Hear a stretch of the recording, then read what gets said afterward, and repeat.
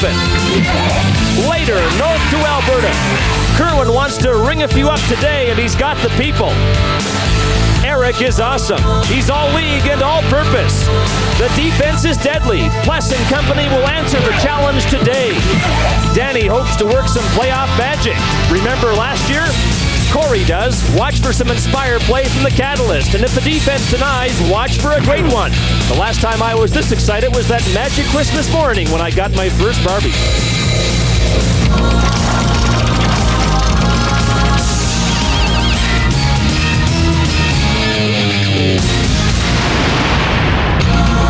Once again today, the road to the Grey Cup stops at points north and south, and this is where we start at the Alamo Dome in the deep south of Texas, where the San Antonio Texans try to take advantage of home field against Birmingham in their South semifinal. Then in about 3 hours, we'll travel north to Commonwealth Stadium in Edmonton. Hello and welcome to Semifinal Sunday on the CFL on CBC. I'm Scott Oak in Edmonton, where in about 3 hours the Eskimos and BC Lions clash. That's just as soon as the Texans and Barracudas are done at the Alamo Dome in San Antonio. At stake there is a berth in the South Division Final against Baltimore. Standing by now at the Alamo Dome is Mark Lee. Let's bring him in. Mark, the Texans have played some fine football there this season. Indeed, they do it upright inside the Alamo Dome, Scott. Deep in the cradle of Texas, this is historic San Antonio, the birthplace of the Lone Star State, and a fitting place for the first All-American playoff game in the CFL. It's a rematch of the Texans and Barracudas. Last week's final regular season game, they put up 90 points in that game, won by the Texans 48-42. There was some speculation yesterday that Matt Dunnigan might be in uniform for the Barracudas. Not to be. You see his right hand still bound in a cast 2 weeks after having surgery to repair a broken index finger on his passing hand. He'll be on the sidelines today giving advice and inspiration in his street clothes. And so, Chris Cuthbert and James Curry, the leadership of the Cudas falls on the rookie, Kelvin Simmons, who made his pro football debut last week with 3 rushing TDs and 2 passing TDs against the Texans. Real sharp contrast in the starting quarterbacks. You got the youngster, the 25-year-old Simmons, and then the veteran, 33 years of age, David Archer. Second half of the year, he was 8-1. The offense averaged over 40 points. He was the top-rated passing efficiency quarterback this year. And Archer had his best game of the season last week against the Cudas. How about this guy, though? Nobody rushed for more yards against San Antonio than Kelvin Simmons, not even Mike Pringle. And he also chipped in with 250 yards passing and a pair of touchdowns. Could have another shootout today. But this game could be determined on the defensive side of the football. And for Birmingham, you have Angelo Snipes. This season, he was 3rd in the league in quarterback sacks. They only got to Archer one time last week. They have to be more efficient this afternoon. But for Birmingham, San Antonio, Maurice Miller, the middle linebacker, is the big guy for them. In this run-and-shoot offense that Birmingham runs, you need a lot of speed mobility from your linebackers. Maurice Miller possesses that.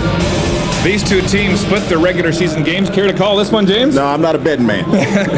I'll tell you, it's too close to call as far as we're concerned. Take a look at the tail of the statistics.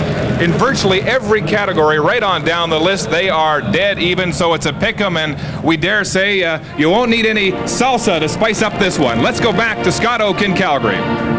All right, Mark. David Archer, one of only 3 quarterbacks ever to throw for 6,000 yards in a single season. One of the others, Kent Austin, it was not with the Argos this past season, but with Saskatchewan in '92. We welcome Kent back as our game day analyst. Kent, San Antonio with David Archer, Birmingham without Matt Dunnigan. That's a big storyline in that game. Well, certainly it's hard for Birmingham to go into the playoffs without their starting quarterback. On the other side, David Archer's had a tremendous season. 108 passing efficiency rating is remarkable. Now, waiting for either the Texans or Barracudas in the South Division Final are the Baltimore Stallions, who yesterday dispatched the Winnipeg Blue Bombers on the strength of a 200-yard-plus rushing game by Mike Pringle. He also got 2 touchdowns in a 36-21 victory. Kent, the Bombers were just outmuscled. Physically, Baltimore was just stronger than Winnipeg yesterday, and it showed over the course of 4 quarters. I am really looking forward to this Eskimo Lions rematch here at Commonwealth Stadium later today. It's a rematch of the semifinal that you and the Lions won last year en route to the Grey Cup, and there's no reason to think that this will be anything other than a tough game. I think it's a great matchup. 2 teams that are evenly matched up. I think that the difference will be turnovers in this ballgame. Whoever gets the turnovers on the plus side, I think, will win this ballgame. And here the Eskimos and Lions are playing for the right to go against the Calgary Stampeders in the North Final. Yesterday, Calgary got off to a rough start but recovered nicely on the strength of good defense in the second half. Marvin Coleman picked off 2 Mike Kerrigan passes, returned both for touchdowns. The Stamps won 30-13. Kent, if ever there was a day the Stamps could have been had, it was yesterday, but instead they're now a game away from the Grey Cup.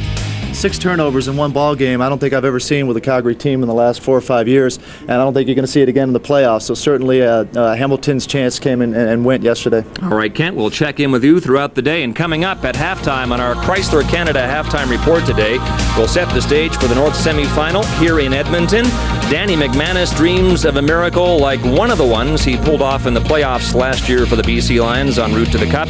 And Eric Blunt's delighted to be in his first playoffs with the Eskimos after leading them on the ground in the regular season. We'll hear from both McManus and Blunt, and we'll pick apart the first half of the Birmingham-San Antonio semifinal at the Alamo Dome, where I'm betting it's clear and toasty warm, and if I had my way, I would order this roof open, but it's not possible. Let's go back to Mark Lee in San Antonio.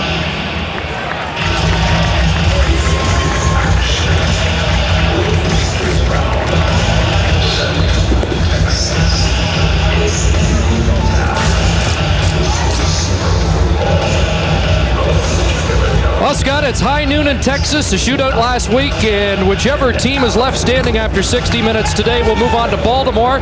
As you mentioned, perfect weather conditions, of course, but there is some controversy about the music. The noise today, apparently San Antonio used it to their advantage and Birmingham's disadvantage last week. We'll see if that's a factor as the game wears on. We're underway with Matt Cody returning the football and being met immediately.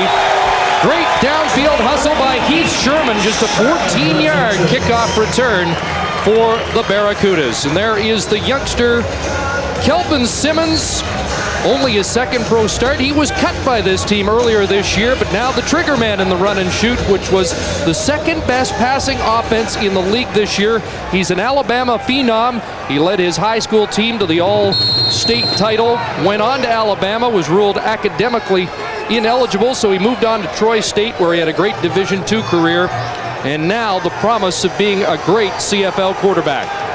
First play from scrimmage, and he guns it over the middle. There's Eddie Britton for a first down at the 45. Britton, the former Calgary Stampeder, who had a touchdown last week. Well, actually, both of those players are former Stampeders, Simmons as well as Britton, but this is a good start for Simmons. People thought that he may not be able to duplicate the performance he had last week as we look at the offensive line. Freddie Childers, big guy at guard position. Marcus Grant, 1,500 yards this year in his rookie season in receiving yardage. First down, won't see them run a lot today, but the give to keep Woodside closed down right at the line of scrimmage. Just 169 rushing plays for Birmingham this season. And Woodside, their leading rusher, but it was Simmons last week that really gave San Antonio fits with his running ability. Well, he's very quick and elusive, and he was really pulling the ball down quick. He actually had 8 designated run plays. The rest were just athletic ability in taking off. So second down and 10 for Simmons, who stands in, throws, and threads the needle. That's Ted Long breaking a tackle. And Long down inside the 40-yard line of San Antonio with a big gainer. Tommy Smith finally pulled him down. First down, Birmingham. 27-yard pickup. I think what you have to be impressed with right off the bat with Simmons is his ability to stand in the pocket and read the coverage. He's patient, he's not pressing the ball, and he's finding his open receivers in the zone coverage of San Antonio and has picked up nice yardage on the 2 pass plays. Barracudas operate under the no-huddle offense, and Simmons will call the signals at the line. First and 10, swings it out left side. Short gain for Woodside as Bobby Humphrey moved up from his quarterback position to make the stop. The San Antonio Texans on defense were 4th in most categories this year. James King, the 3-year Saskatchewan Rough Rider on that defensive line. James talked about Maurice Miller with his 3 touchdowns this year, and he really made a difference when he came back. Grady Cavness Jr. won himself a job in the secondary this year. Second and long, and this one over the head of Ted Long, closest man to it. Incomplete. But the rookie Simmons showed you something on the first drive that he's for real. Well, he is. He's a nice, polished young quarterback, but one of the problems he does have, and that's when he throws the ball deep. He actually brings it more sidearm when he throws it deep, and the ball has a tendency to carry. The short passes underneath 15 yards, he's very accurate. So it's a field goal situation for San Antonio. Or for Birmingham, they won the first game 38-28 in Birmingham and lost here 48-42 last week. This from 45 yards out, which is at about the outer limit for Luis Zendejas. Not this time, though. Zendejas had plenty on that and opens the scoring here. 2 minutes, 51 seconds in to this. South Semi and Jack Pardee's teams on top.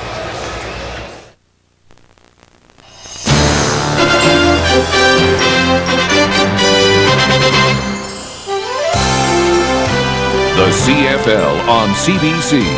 Brought to you by Ford of Canada, makers of the new 1996 Ford Taurus.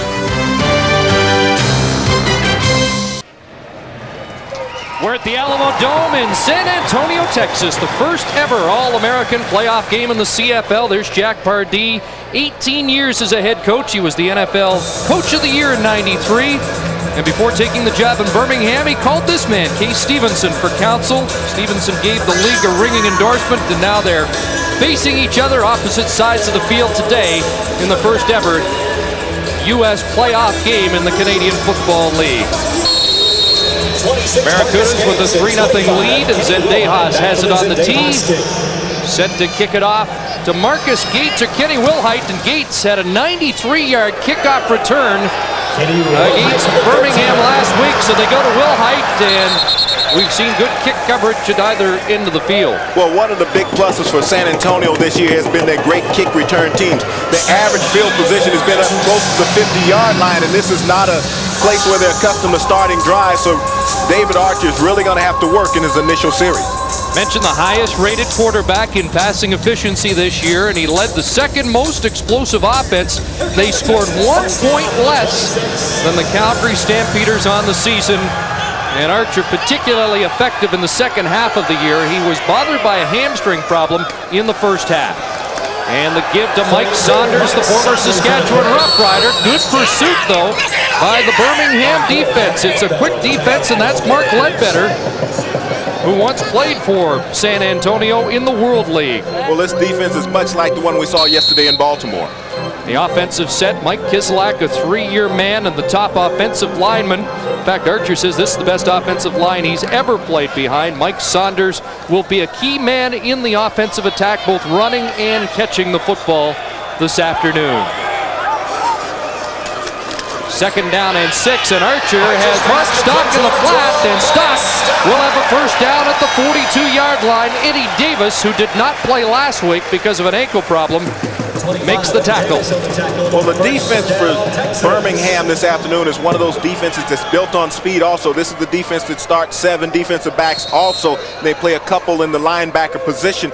But San Antonio has to throw the ball on time. The 3- and 5-step drops for Archer, and he can be very effective in doing that this afternoon. Well, Stock was a favorite receiver last week.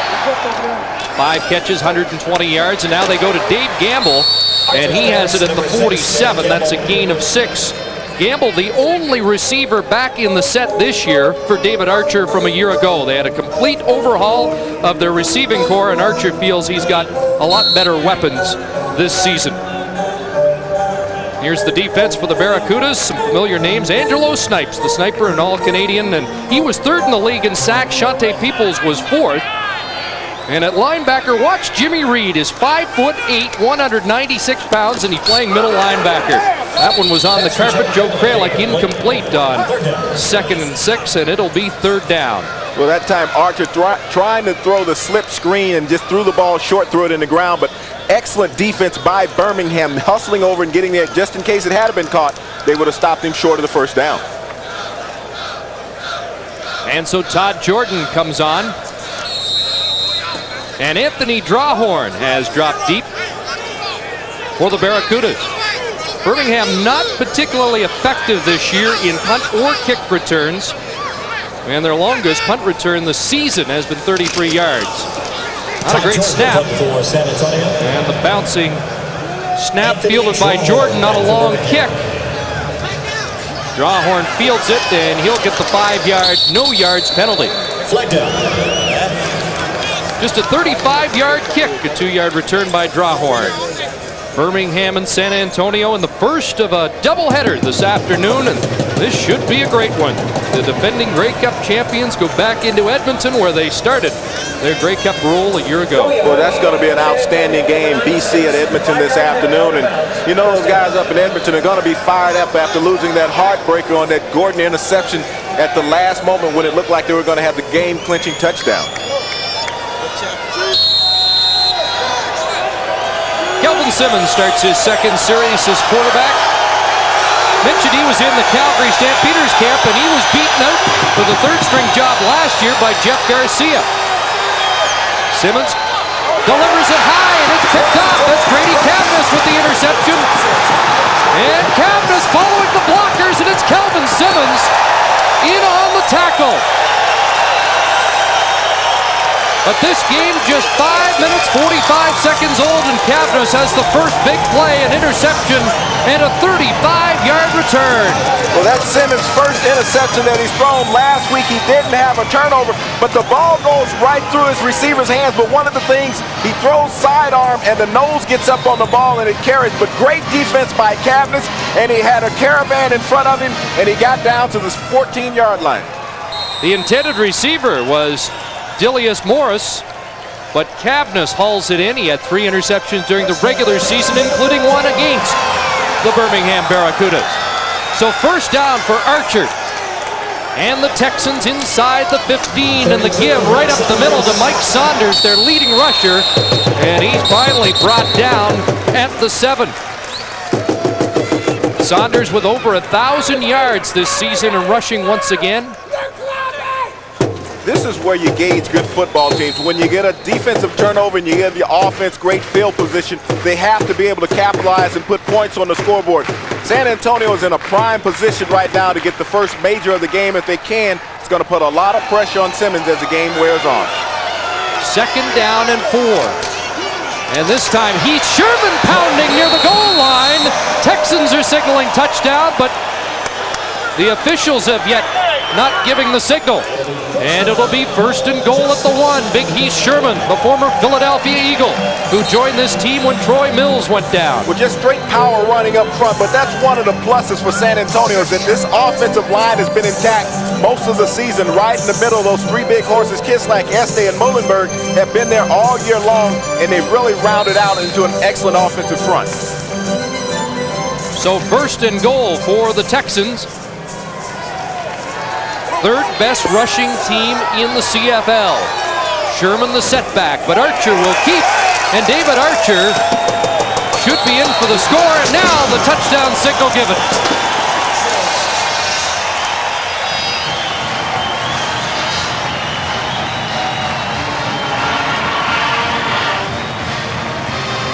The San Antonio Texans did what they needed to do. They got the turnover, and they got the points on the scoreboard. David Archer kept the ball on the ground, played power football, and was able to march it in for their first major of the afternoon. And the Texans ran right at Birmingham after the interception by Grady Cavness. Roman Anderson on to add the extra point. And the leading scorer in the Canadian Football League this year makes it a 7-3 lead as the Texans capitalize on the first turnover of the game. Grady Cavness with the interception, and David Archer finished off the scoring drive, and the San Antonio Texans have the lead. Grady's dad, former Winnipeg Blue Bomber and BC Lion, and here's how the drive was finished. Well, if you're going to play power football, you might as well give it to your biggest running back, and that's David Archer. And that time the offensive line did a good job of getting the surge up front, and he just rolled right into the end zone for the initial major. First meeting between these two teams, Birmingham did not commit a turnover. The first one here was a costly one. Matt Cody had some trouble. Now finds a little room up the sidelines, got to the 30 before he's knocked back. Leonard Nelson among the wave of tacklers, and a 13-yard return for Cody. So Maurice Miller leads the defense out. Kelvin Simmons with the challenge, bouncing back off the interception. It's really going to be a test for the young quarterback coming out right now because he hasn't been faced coming back on the field after committing a turnover, and now it's going to It's going to be very important to see how he settles himself. Will he go back to his short passing game, or will he continue trying to throw it long? Interesting to see if he starts to run the football as he did last week. 4 receivers right side. A little bit of pressure on. Delivers the ball high. Incomplete. Was looking for Marcus Grant, the leading receiver in the South this year. And that one sailed a little high. One of the things that he's doing, Chris, he's only about 5'9", and when you get the pass rush up in his face, he has a hard time seeing over the top, and that's why he's having a problem getting the ball on the line to his receivers, and you see a lot of loft in his passes. You're also seeing here, this is how Birmingham operates. No huddle. He'll call signals out of the shotgun formation, and here in San Antonio, they'll try and make as much noise as possible to disrupt the quarterback. Just dumps it off. Woodside brought it in, but couldn't maintain his feet. At the 37-yard line, he'll be at least 3 yards short of the first down. Looked like almost he was anticipating being hit when he made the reception, but when you're in the open field, Woodside, he has to keep his balance and pick up the first down. You can't fall down in open field with no one around you. Good look at the big chill, Freddie Childress. Look more like a freezer. Looks listed at 6'4", 352 pounds. Looks like he's listing forward, though. Woodside unhappy. And Scott Player, who's had a fine year punting and enjoyed the friendly confines of the Alamo Dome last week. He averaged 49.7 yards a punt. Rush was on, but Player got it away. Taken by Wilhite. And great coverage on the play. That's something you can expect from both of these teams this afternoon, is great downfield coverage on kicks. A lot of speed. They have great athletes on both sides of the ball, and if you can get the hang time, you're going to really limit the return. And Player was very fortunate to be able to get this one away. Came within an eyelash of being blocked. Charles Franks, the safety, almost got to Scott Player. Last week it was Birmingham with a block punt. There's Mike Saunders, who was 3rd in the league in yards from scrimmage this season. He was also 3rd in the league in rushing touchdowns. Make that total touchdown score. And his role even more important with the injury to Troy Mills. Play action, and Archer guns over the middle. Mark stops, and he will score. Archer to stop. Touchdown, San Antonio, 75 yards.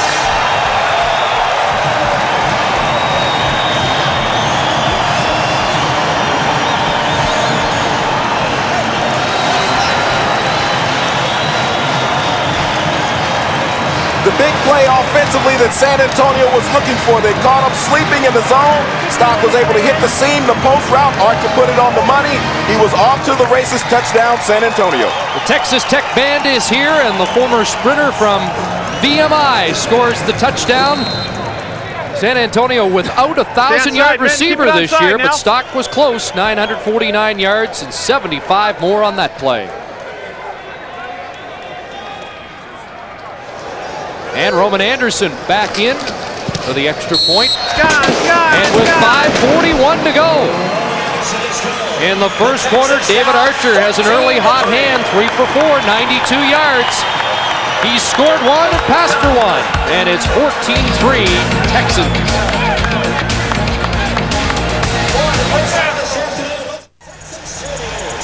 Lightning quick drive, 1 play, 75 yards. What sold the touchdown was the play fake, the David Archer to Sanders, and it made the defense bite. They had no underneath support. As we roll through right here, watch the play fake and freeze. Right here, the linebacker's in the middle. There's no help underneath, and that's where Archer goes. Stock will run the slant route. It's wide open, no underneath support, and the post, touchdown the result.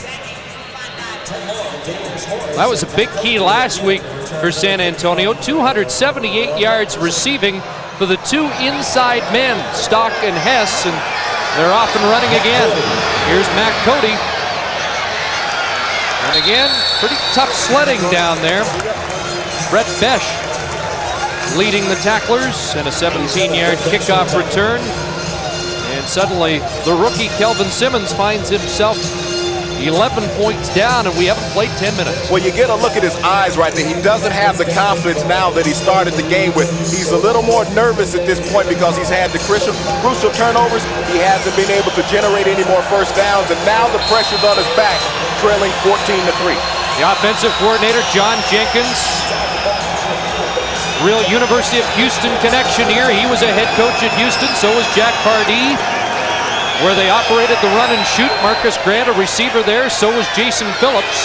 And here's Matt Cody. And Cody across the 35 to the 37. 56 as Simmons goes back to the short routes to try and get this offense going.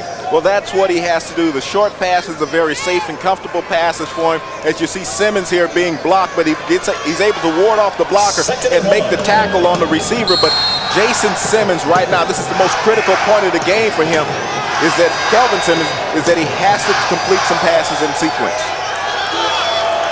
It's second and short. Less than a yard to go. The option toss to Woodside, and he may not have got back to the line of scrimmage. Charles Franks the safety, Maurice Miller with the tackle. Well, San Antonio is doing all the right things right now defensively as they come across and they stop Simmons before he has an opportunity to pressure the corner. And that's the way that you stop the veer. You do not allow the quarterback to get outside where he has a threat to turn the corner on you. And now it's third down and the first gamble of the game. And I guess this is one disadvantage for a run and shoot team. They don't run an awful lot, and it's 3rd and 1. Well, you have a lot of big offensive linemen that are not accustomed to getting their noses leaning forward and rooting people out. They're accustomed to pass blocking. But they're going for it from their own 36. Simmons, quick surge. Needed a full yard. Jack Pardee anxious on the sideline. So from this point, looks like he picked it up, and that was a very important play for Birmingham because Simmons needs to rebuild his confidence, and right here is very critical. Like I said, he needed to pick up a series of first downs. That's his second. Can he pick up a couple of more? Folks in BC might remember this name as well. He spent some time in both the camps of the Lions and Stampeders. First down, looking for his favorite receiver, Marcus Grant with the catch. Malcolm Frank, the tackle. And he's had a fine year for San Antonio, their best cover man, but Marcus Grant's been quite a story. Marcus Grant is an outstanding story. Only second to Dave Sapunja's in total yardage this year, 1559, but to come in and do this as a rookie to accumulate this type of yardage working in the CFL is an outstanding job. Possibly should have got the nominee for Rookie of the Year in the South. Tough call against Chris Wright, the outstanding punt returner of the Baltimore Stallions. 2nd and 2, and Simmons, not much there again. Tommy Smith, the linebacker there. Last week they found some success in running the veer, keeping the ball in Simmons' hands, but I think the adjustments that San Antonio had an opportunity to make over the past week, where they've recognized the run options that Simmons wants to execute, and they've been able to defend them very well. The penetration up front by the defensive lineman has been the key, and they've getting across the line of scrimmage. Well, we talked about their rushing success last week, a season high 147 yards. They have 4 rushes for 2 yards so far today. Punt bouncing to Gates. That's a free football, and Marcus Gates trapped inside his 15-yard line. Drew David, the snapper, was the first man down. The Scott player punt traveling 46 yards with -4 on the return. As a defensive player, how much easier was it for you to face the same quarterback like Archer's second week in a row? Well, I think it becomes more difficult as a defensive player because what you have to do is try to retract what you've done. And it's hard to hold the same game plan in your mind, especially if you didn't win the game. They only got to Archer one time last week. So Archer right now is feeling very good about what he's able to do against Birmingham.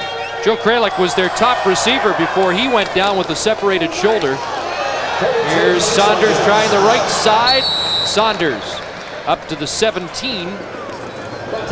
Anthony Drawhorn, the safety, in on the tackle.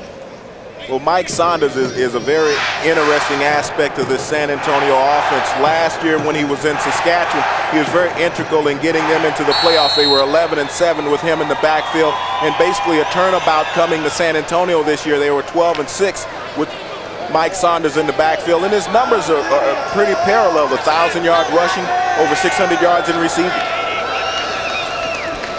Second down, 7, and Archer unloading deep, looking for Gamble, and he just fails to pull it in. Andre Strode was there, stride for stride.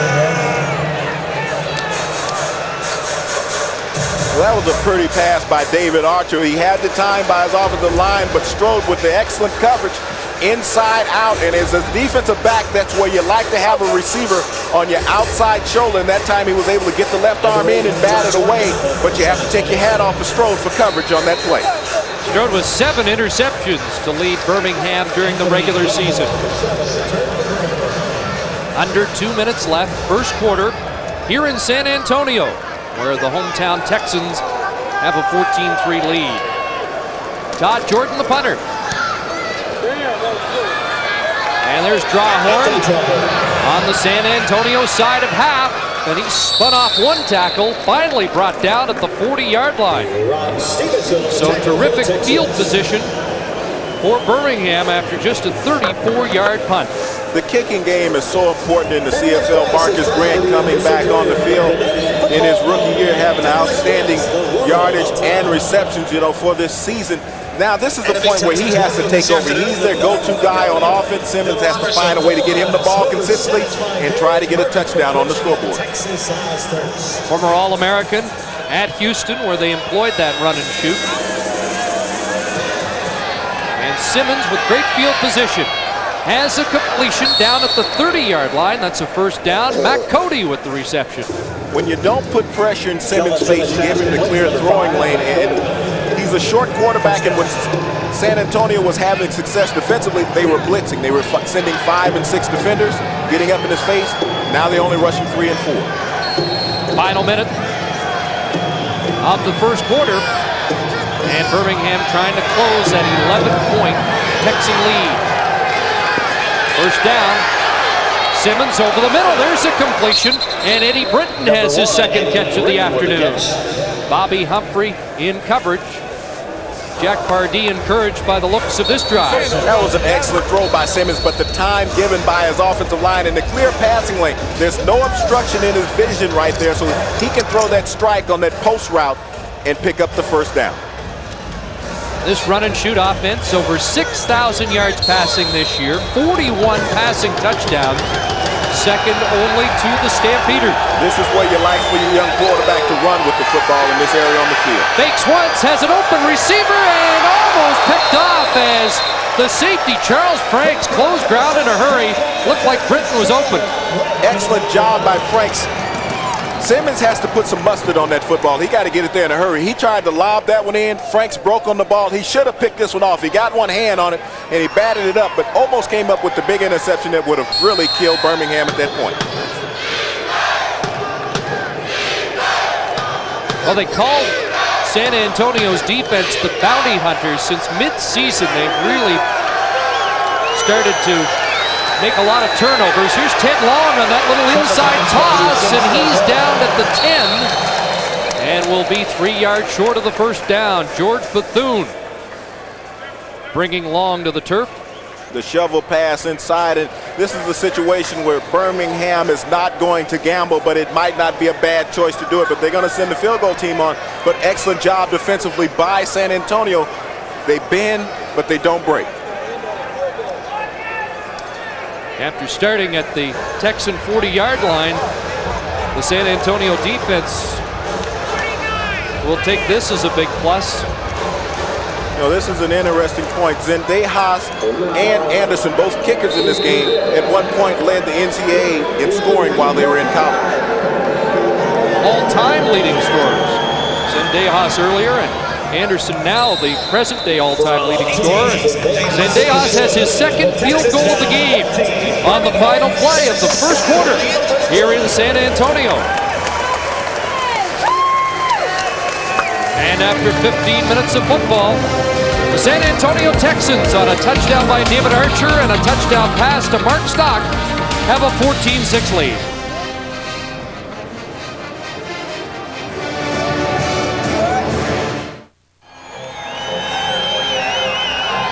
Welcome back to the Alamo Dome in San Antonio, Texas.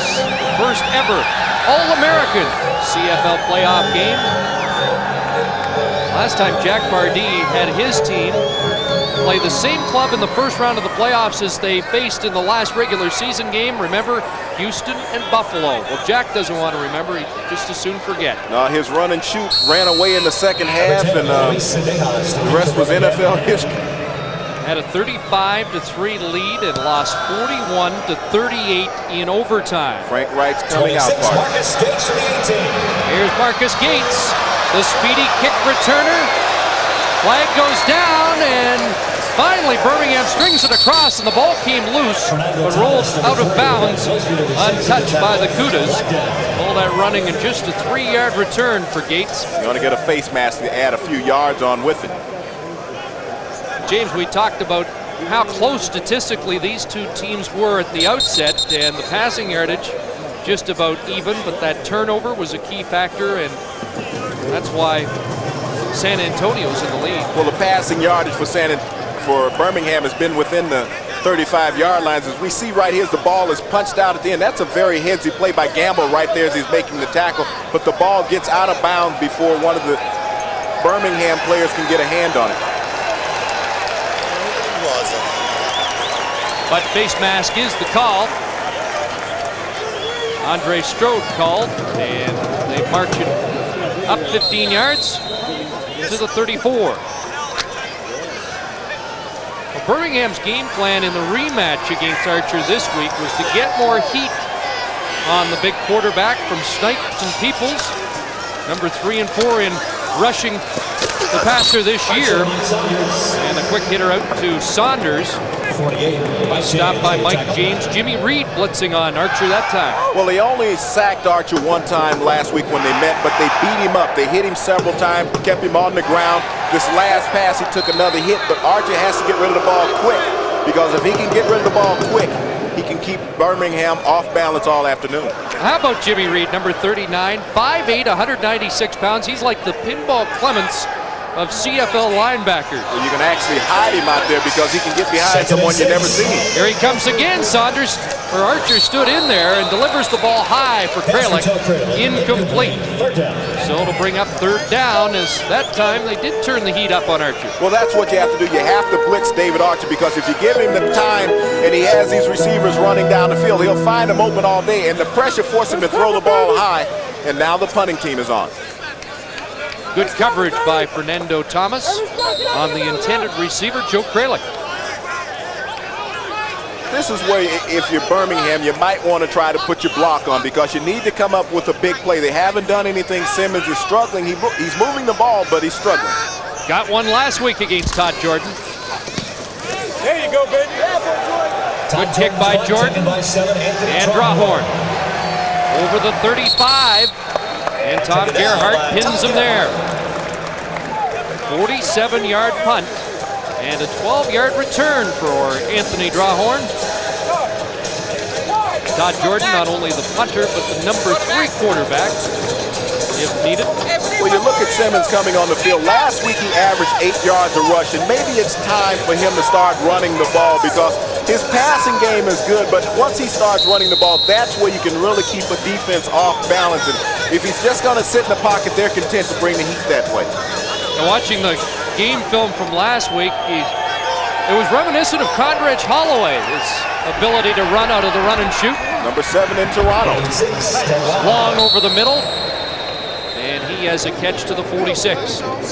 He's very efficient in these short passes. He's done a fine job. The problem has come when he's tried to throw long, but now this is where he needs to let his athleticism take control. He needs to run the ball, move it around, try to wear down this San Antonio defense. This is where Simmons has had problems today. It's 2nd and 1. With Birmingham just 1 for 6 on 2nd down conversions. And he calls the quarterback draw. Like he was a little juggling act with that football before he got across the 50, and he'll move the yardsticks. George Bethune with the tackle. Looked like a receiver trying to run before having to handle on the football, but he was able to keep control and pick up the 1st down. You can see Coach Pardee being a little puzzled on the sideline, but Simmons has done a good job, but I think his strength really comes with his running.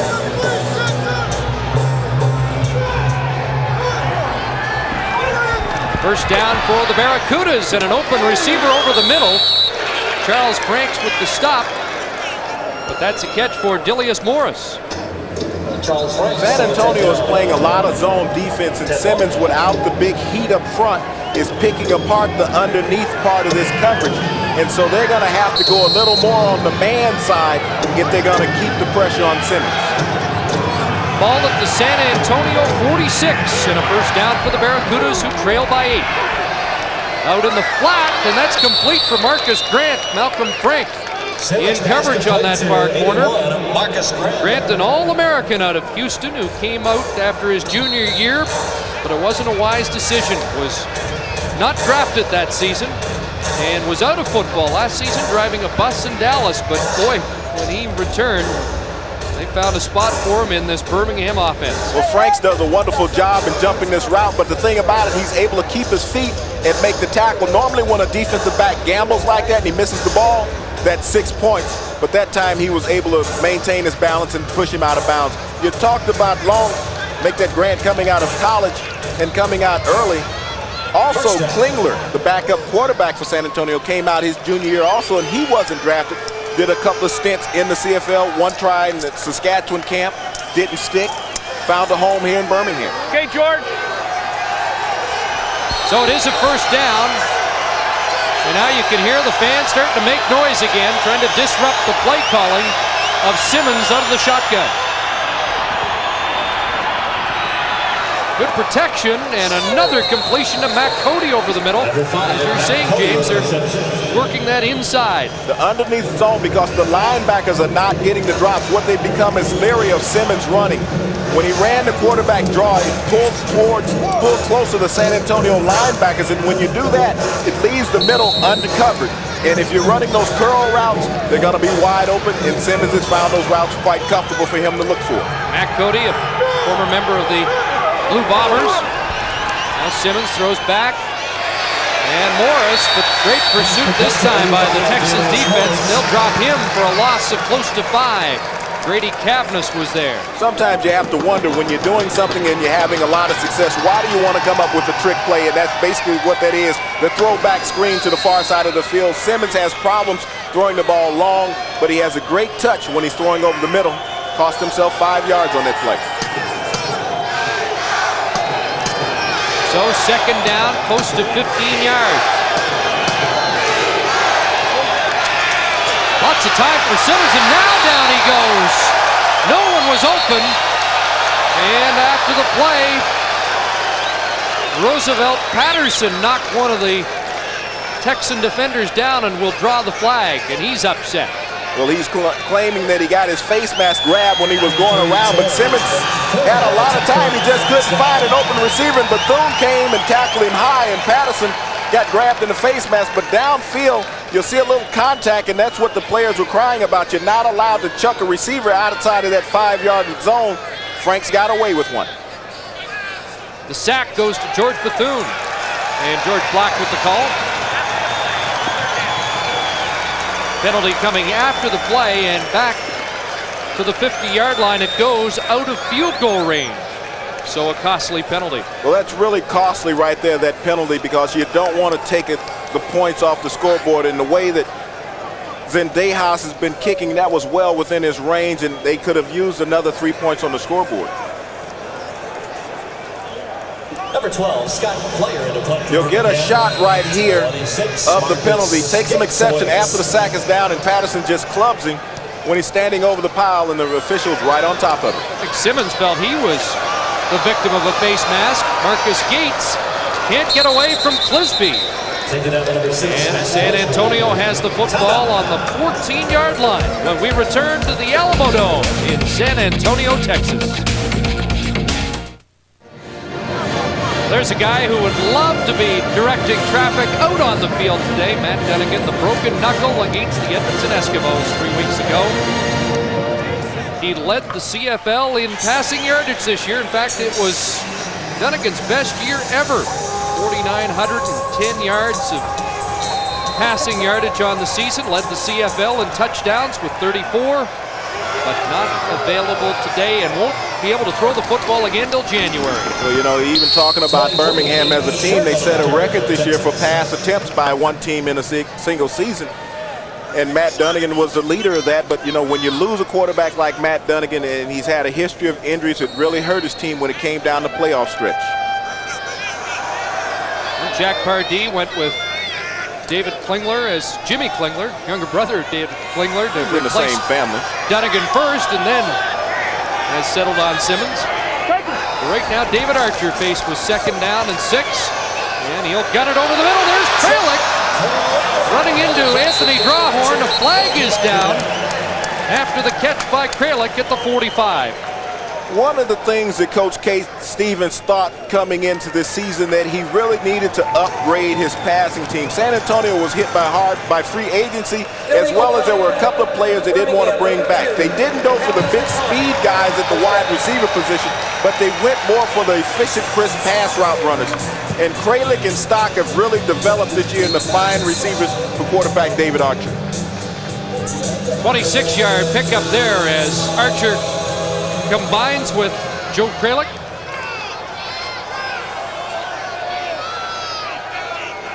And it's a 1st down for San Antonio. Here's Mark Stock, already a touchdown in the game. And he's stopped by Eddie Davis at the 53, and that's a pickup of close to 9. Well, Archer's getting the time right now, and that's what's the most important thing, is that he's getting the time to throw the ball. The crisp routes, as we spoke about, and that's one of the things that has made David Archer a better quarterback this year. Kralik was the leading receiver until he got hurt early in the year, and then Mark Stock took over. 2nd and 1. And Sherman will have the 1st down off the right side and into Birmingham territory. Mark Ledbetter upending Sherman after he moved the yardsticks. One of the big pluses for San Antonio is that they've been able to go through a wealth of backs this year. When they got Troy Mills back and they had he and Saunders in the backfield, there was a great combination. They also had Tony Burse, who they feel is their best special team players. But when Mills went down, they were able to pick up Heath Sherman, formerly of Philadelphia, and he's really molded well into this offense. On the Birmingham side of half, not much there as the Birmingham defense closed it right down on Saunders.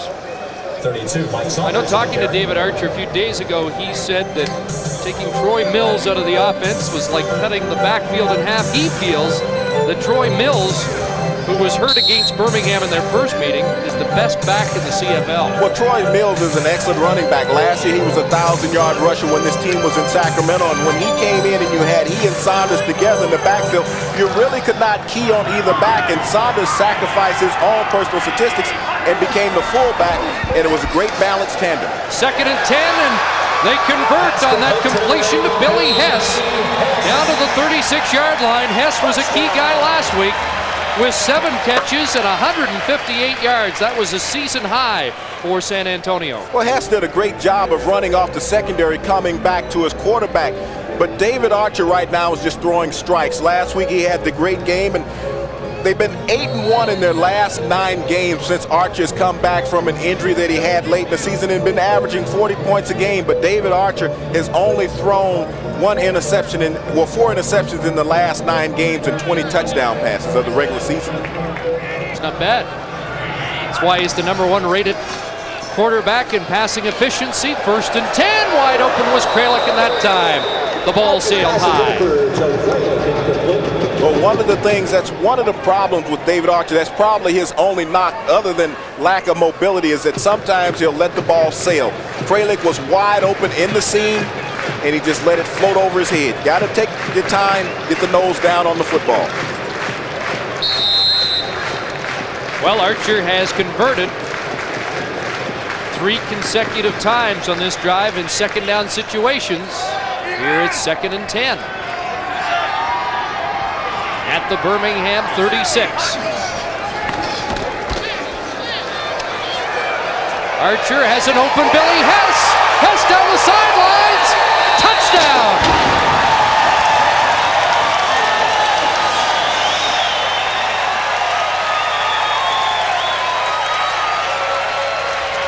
36 yards, Archer to Hess, who hit the pylon, and that's into the end zone for the score. You know, I just speak about the lack of mobility of a David Archer. He was able to step outside the pocket and get the ball downfield to Hess. But David Archer created that play because his offensive line collapsed down the front wall of Birmingham. He stepped outside, had the unobstructed vision, found his open receiver for 6. And this offense operating on all cylinders right now for David Archer. 2 touchdown passes, and Archer has one himself. There's 6 minutes to go, first half.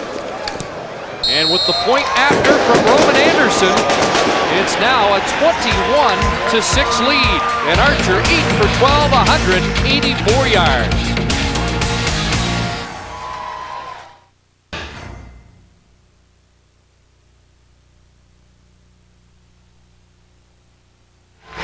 Antonio Texans now with a 21-6 lead. They were 4 for 4 in second down conversions on that last scoring drive. This Halloween is a week-long festivity here in San Antonio. I just happened to be down here on San Antonio. I thought I saw some friend of yours down on the Riverwalk.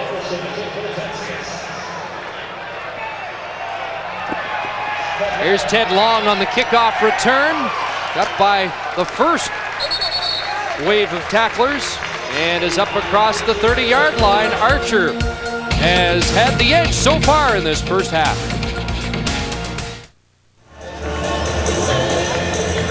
Another CFL playoff doubleheader for you here on the CBC, coming right up on our Chrysler Canada halftime report. Scott Oak and Ken Austin will preview the North semifinal of the defending Grey Cup champion BC Lions back in Edmonton to play the Eskimos where they began it all last year. And then right after that, Chris, James, and I will have the first half highlights here at the Dome. Chris? And it'll be interesting to see how the BC Lions come out today after losing 5 of their last 6, but still the Grey Cup champions. Here's Simmons, and this is the first time we've really seen him take off today, and he's up to the 45-yard line. Kelvin Simmons with 15 on that rush.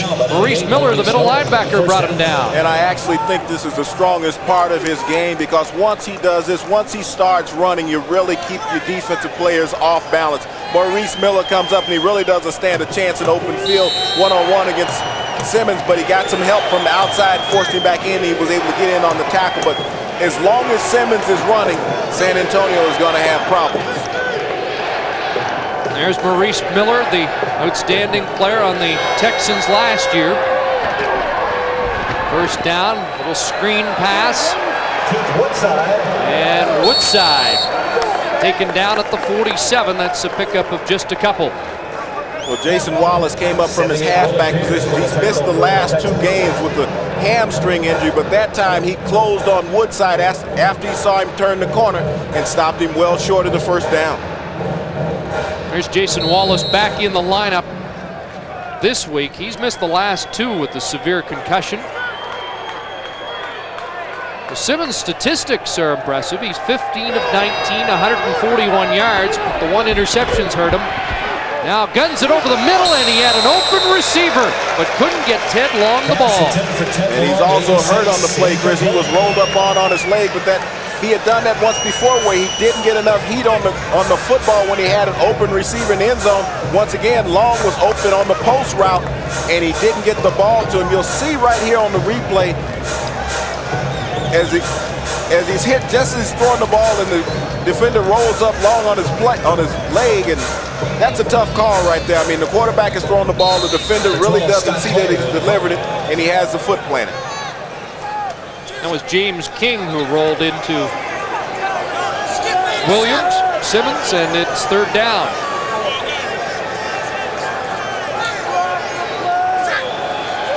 Just under 4 minutes to go here in the second quarter.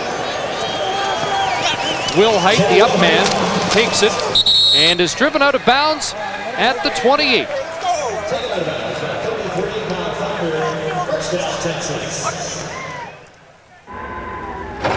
Canadian Tire has guaranteed low prices every day on MotoMaster batteries, so you can get one whenever you need one, and you won't get left out in the cold.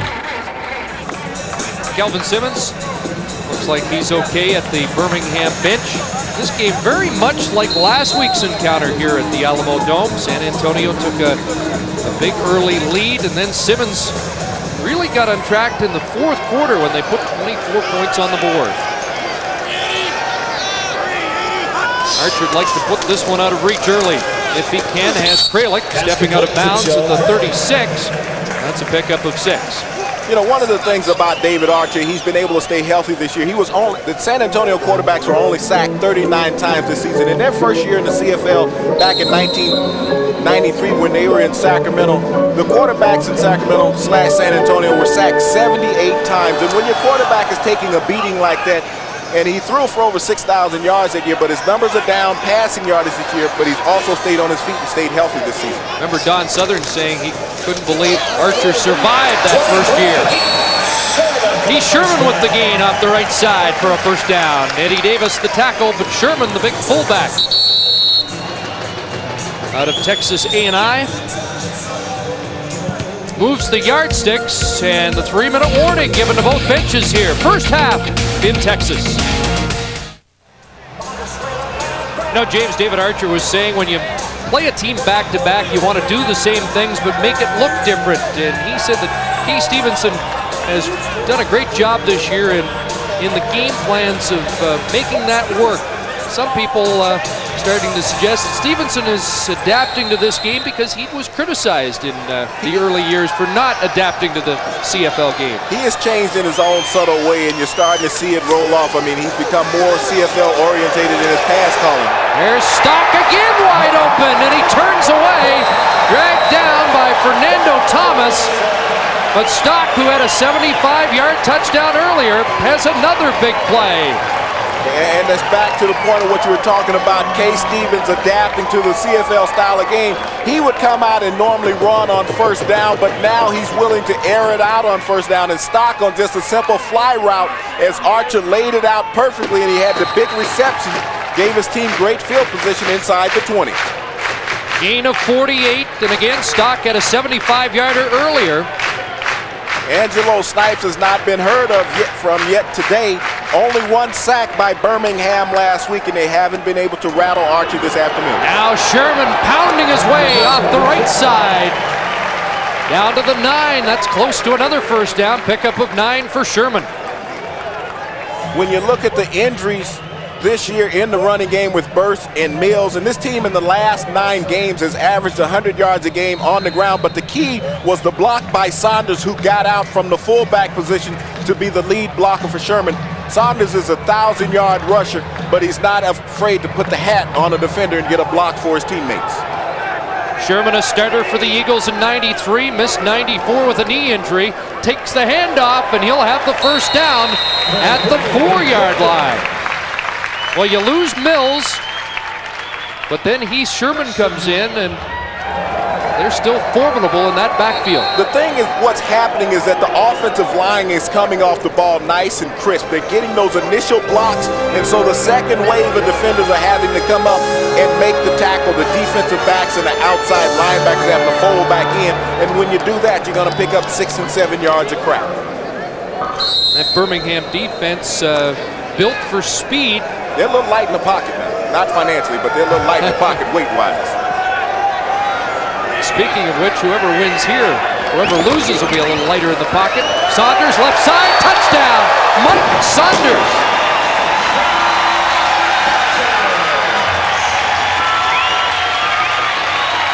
Now that's a great compliment to Mike Saunders. We saw him 2 plays prior to that, the lead blocker leading for Heath Sherman. He was rewarded with a counter, came back and able to punch it in for a touchdown of his own. Saunders with 16 touchdowns during the regular season. Very balanced, 8 rushing, 8 receiving, as we see once again the counter as he cuts back inside the explosiveness. He hits the hole, it's right there, and he stumbles into the end zone for the touchdown. So they have 2 through the air, 2 on the ground. Anderson's converted all 4. And the Texans have exploded for 28 first half points. Well, this offense has been averaging 40.4 points over the last 9 games since David Archer's come back in at starting quarterback. He had the injury. The team was 4-5 at one point. But once they got all their horses back and healthy, they've really rounded out into a very powerful offensive team. They came into this game second in the league in scoring, only 1 point behind Calgary. They scored 63 offensive touchdowns this year. This is a very powerful football team.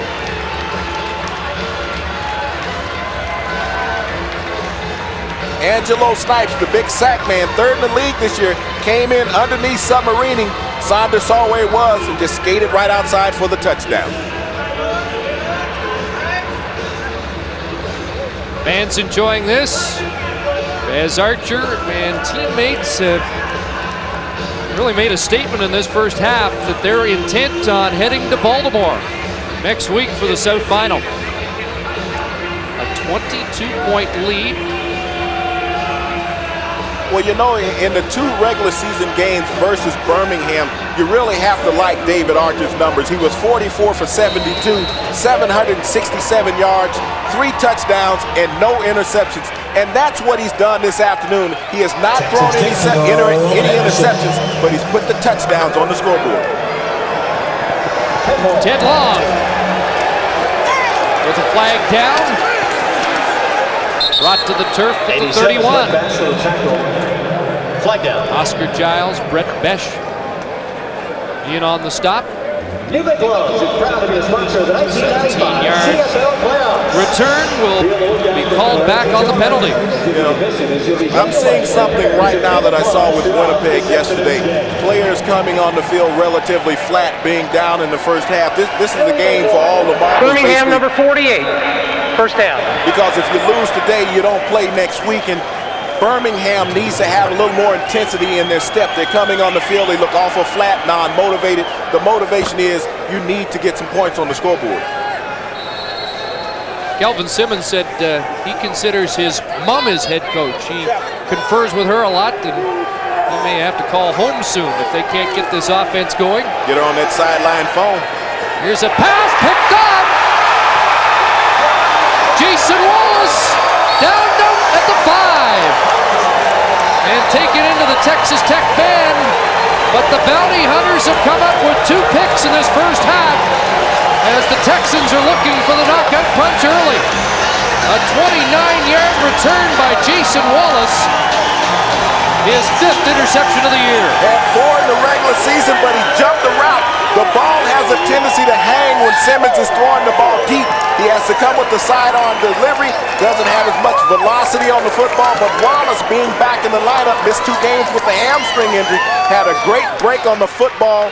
San Antonio with the ball in the red zone at the 4-yard line. Simmons was forced to come over and get into the tackle, but San Antonio right now is in a position to basically put this game away. They have the young quarterback rattled, and if David Archer and his offense can punch this one in, it's going to be a long afternoon for Birmingham. Yeah, experience against youth was the matchup coming in, and it's all been Archer so far. Open receiver, touchdown, David Gamble.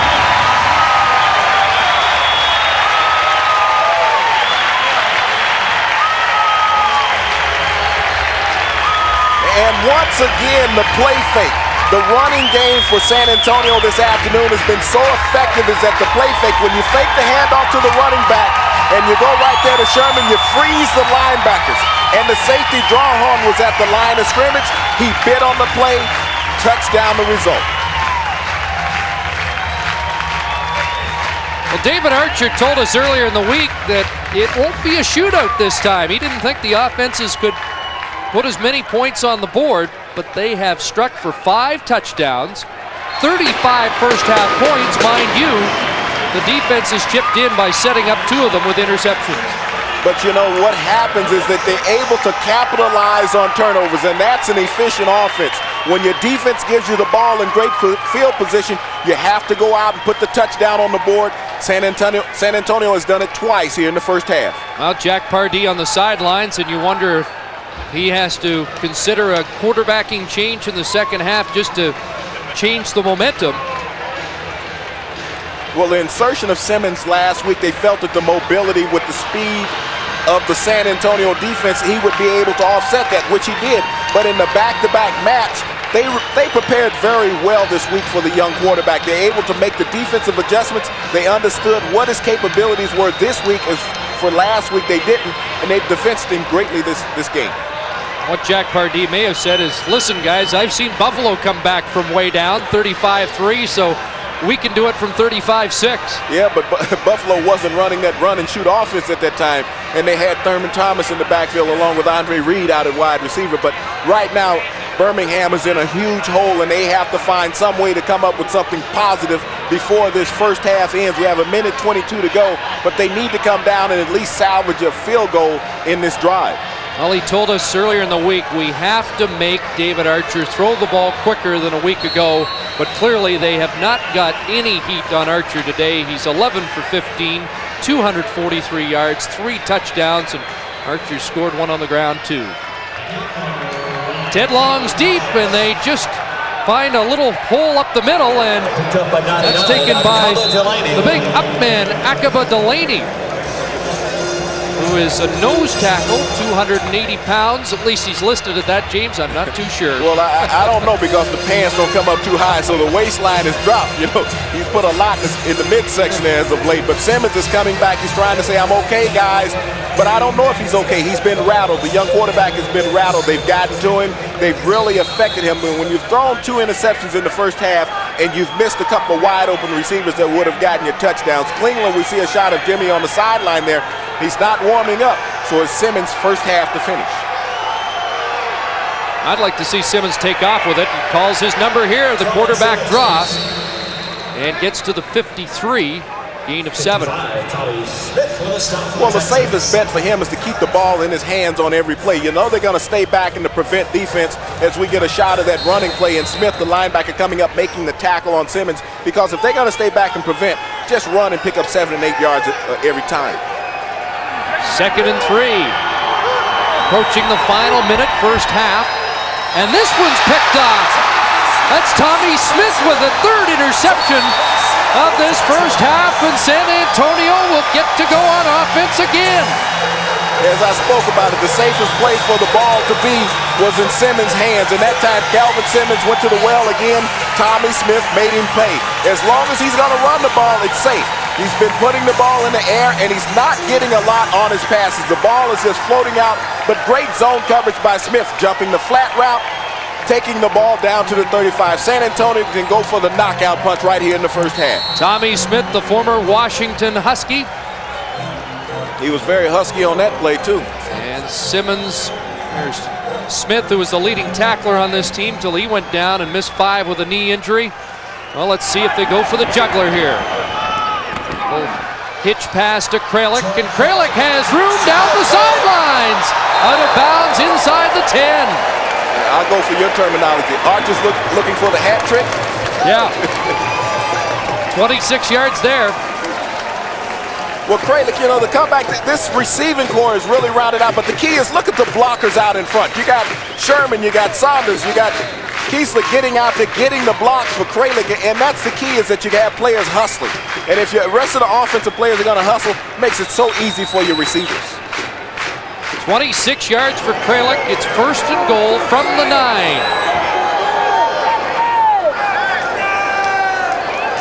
Lots of time for Archer into the end zone, and just over the outstretched hands of Mark Stock, who's got a beat.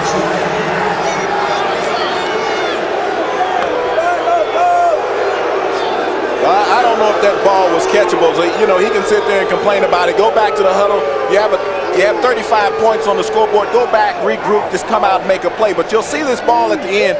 I don't think the ball was that catchable. You know, it was well over his head. He has a nice vertical, but he's not going to get up sky high. Archer's taking it on himself. Yeah, he knew he had a wide open receiver. He just let that one get away. He'll go right back to it on 2nd and goal from the 9. Fakes to Sherman. Flushed out. He might run it. Nope, throws back against the grain, and that almost picked off. And if Anthony Drawhorn squeezes that, he might have gone a long way. Well, he had an opportunity, but that's a big break for Birmingham on that play. They could not afford to let San Antonio get in for one more touchdown right before the half, but they came up big when needed. Archer was flushed out of the pocket, and you said he might keep it because he had a lot of running room, but he's not the most fleet-of-foot of quarterbacks, and the defense might have tracked him down, but he had a wide-open receiver out to the right, tried to throw back against the grain. That's a poor decision by David Archer. Anthony Drawhorn, 7 years CFL veteran, 3 years in Ottawa, 3 years BC and Saskatchewan. All Canadian in '92, and Archer's talking about the one that got away. So Roman Anderson gets this one through from 16 yards out. And with 33 seconds left in the first half, it's 38-6 for San Antonio. And who would have expected that you'd have had a shootout like that today? David Archer has been totally efficient at quarterback, but the defense has been the true story for San Antonio here in the first half. They have completely shut down Kelvin Simmons, the rookie quarterback for Birmingham. They've taken away every option that he had. His best option was to run. He doesn't want to run. And the second half of our doubleheader today, the defending Grey Cup champions meet the red-hot Edmonton Eskimos at Commonwealth Stadium, where despite the snow overnight, looks like a pretty good track today at Commonwealth. That should be a great matchup. I think we got the past 2 Grey Cup champions in that game, don't we? Yes. Just thought I'd let you have that. Keith Woodside, short gain. Looks like they want to just get in at the half and regroup. Well, that's their safest bet right now because they haven't been too fortunate in holding on to the football. Their last 2 possessions have resulted in turnovers, so the best thing is not to give San Antonio the ball once again. You just try to run out the clock.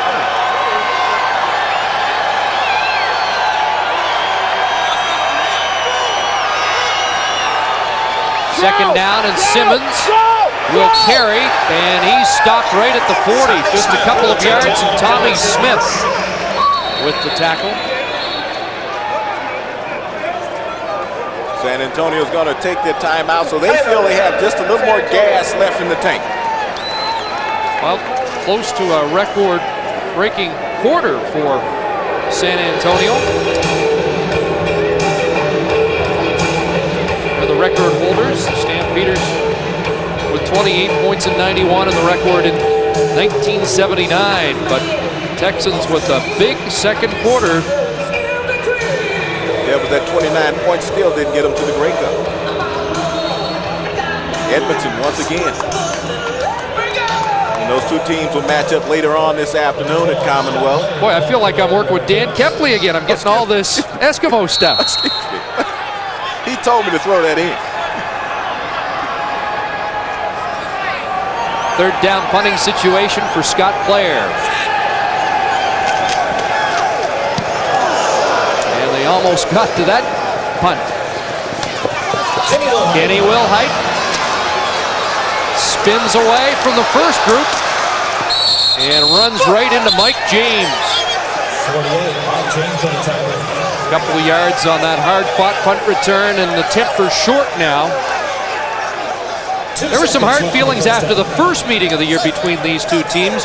In fact, Jimmy Reed, another one of the linebackers along with Mike James, but it was Reed who was actually suspended for a game for a rough play. He got the hit on Troy Mills, which knocked him out. Clothesline David Archer during the course of the game, got in a scrap with Mike Saunders. They sent the game films to the CFL office, and Jimmy Reed was sat down for a game. Must be a tough feeling to have the league come after you trying to suspend you and fine you. I know that's a feeling that you're not aware of. At least not in the last couple of years. That's the final play of the first half, and there's a flag down as the gun sounds. There was an unsportsmanlike call, but Jack Pardee and the Birmingham Barracudas hustling off. Well, the game can't end, the half can't end on a defensive penalty, so we got one more play, I think, unless they decline and just go to the locker room. I think that'd be the best thing, just go in. that's the case. Both teams headed off. Foul, face mask, Birmingham number 39, after the play was over. Jimmy Reed. Reply on a second half kickoff. All right, so it all went wrong for Birmingham in the first half, and they'll start the second half with 15 yards tacked on to the opening kickoff. Matt Dunnigan, Jack Pardee. Boy, would he love to have his number one quarterback right now, but that's not possible. Let's go down and join the other coach and Mark Lee.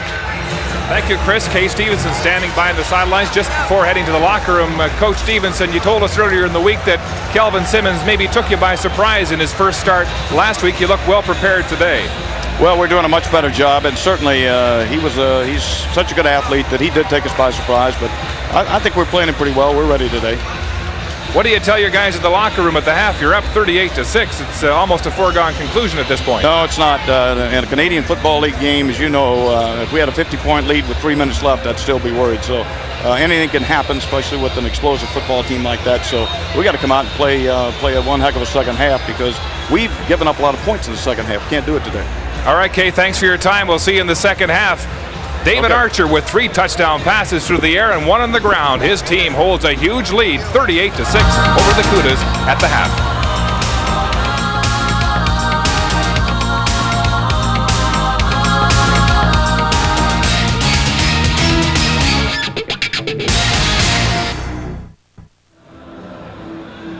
The quest for Lord Grey's Holy Grail, that $48 silver cup he donated in the early 1900s, continues 83 years later. It all begins Saturday with the Sport Check Grey Cup Parade in preview, right through the streets of Regina. That should be excellent. We've got some great stories in store for you there, followed by the 83rd Grey Cup in Regina, Saskatchewan. They're coming from all over the province and the country to see this one. More than 54,000 seats already set up at Taylor Field.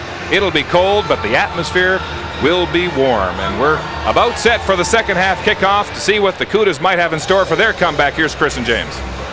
Well, Mark, I think the basic message in the first half for Kelvin Simmons and company was you don't mess with Texas, because everything that could go wrong pretty well did for Mr. Simmons, who has to rebound in the second half, and it looks like he is ready to come back in to start the second half, James. Well, things in Texas have always been known to be big, and they do things on a grand scale, and you have to look at the 38 points that San Antonio was able to put on the board in the first half. But their defense really kept Kelvin Simmons off balance. He really didn't have a clue to what they were doing. They gave him one great option, that was to throw the short passes over the middle. He went away from that. They took advantage of the young quarterback. Meantime, David Archer with a splendid first half. I think Kay Stevenson's most pleased with the way his defense has responded. Following the game last week, the defense in the locker room said, guys, you bailed us out this week, meaning the offense. We will do the job next week in the playoff game. And as we've talked about, those interceptions, the play of the defense has really made the difference here. Yeah, they kind of felt that they let their offense down. They made the game much closer on paper than what it actually was, because they had a touchdown even on the last play of the game, and that was Birmingham last week. But this afternoon here in the first half, San Antonio has came out.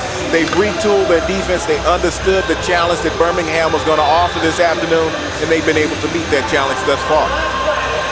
I remember there was a 15-yard penalty tacked on the final play of the first half against Jimmy Reed for unsportsmanlike conduct, so they will have to kick it off from the 20-yard line. So Birmingham's already in a hole, and it gets a little deeper. Here in the second half, Birmingham is going to have to find somebody who is willing to throw a fit, go out there and act like the schoolyard bully, take someone's lunch money, take it in the end zone and dance with it, because they've been awfully flat here in the first half. So they have to come out and really get things riled up here in the second. Grady Cavness and Kenny Wilhite are deep, although not too deep after the penalty. And this is Wilhite across the 45-yard line, found some room, and Jimmy Reed tracks him down. But San Antonio will start for the first time on offense in the second half in the Birmingham zone. Well, the passing stats of David Archer, speaks for themselves. 269 yards and 3 touchdowns, but the interceptions by Simmons that has really hurt his team, because 3 of those interceptions, all 3 actually led to points. 17 points were scored by San Antonio off of those 3 turnovers. Well, let's see if David Archer can maintain the momentum. He'll start first down with the coup to 54. Heath Sherman has 3 down to the 51. Angelo Snipes with the tackle. But this is the point for Birmingham. They're right now they're teetering on whether they can come up with something big. They need to find a way to get a turnover, at least stop a drive and force them to kick. We see Klingler warming up on the sideline. He probably will be the quarterback here for the second half, but he lacks the mobility of a Simmons. 2nd and 7 for San Antonio.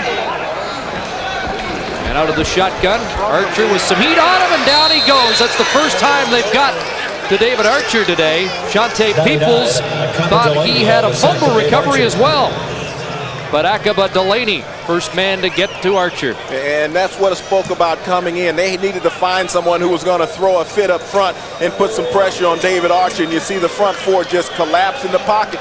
David is not that mobile, so if you collapse it around him, you can get to him. A little celebration afterwards. And you said he what, weighed 280? Okay. Yes, we want 90, 98. We need confirmation of that one. We have to start bringing a scale to the football game. Weigh everybody. Todd Jordan. Offensive lineman last, though. And Anthony Drawhorn deep. Drawhorn from his 14. And the veteran's going nowhere. Drop back at the 9-yard line. Malcolm Frank led the surge downfield, and it is Kelvin Simmons who will lead the offense back on the field. Well, he's going to give him one more chance to see if he can get anything started, but Simmons had a rough ride in the first half, and if San Antonio can continue to do what they've done defensively, I don't see things getting any better for the young quarterback. Last week he ran so much he actually had leg cramps in the 4th quarter, but he did not run the San Antonio defense ragged in the first half. Pressure on, and he shows you his elusive qualities there up to the 16, and he'll have 2 or 3 on the play. Willie Fears brought him down. Well, he had happy feet, but the happy feet brought him new life. He was able to duck up underneath the pass rush and find an escape lane and pick up some positive yardage on the play and avoid a sack inside the 5-yard line. There's part of that Houston connection. John Jenkins, the offensive coordinator. Jimmy Klingler, another Houston quarterback. And 2nd and 7. Here comes the heat again. And Simmons pulls it down. Oh, and he took a hard hit on that right leg by Hurley Brown. And he'll be short of the first down. There's how he mixed it up in that first half. Ted Long, who's listed as a running back, but basically another slot back, was the favorite receiver with 43 yards. Well, Jenkins' philosophy to have a running back is like a waste of a down. He really doesn't believe in running plays in the game. He'll like to use the shuttle pass, but he thinks that you're going to be more effective offensively if you're putting the ball in the air. They don't even like calling them running backs. Keith Woodside is called a super back. He has not been a super back so far this afternoon. Players contacted by Kenny Wilhite, 44-yard line. Across the 50 to the 51, where San Antonio enjoys great field position once again, and a 32-point lead. CFL fans in Texas smiling so far this afternoon. A healthy 38-6 lead for David Archer and company. And he was passing at will in that first half. Hard to believe. He did not have a 1,000-yard receiver during the regular season, but Stock has a big chunk today, 143 yards, including a 75-yard touchdown. First down for the Texans. Here comes the blitz, and they get to Archer again.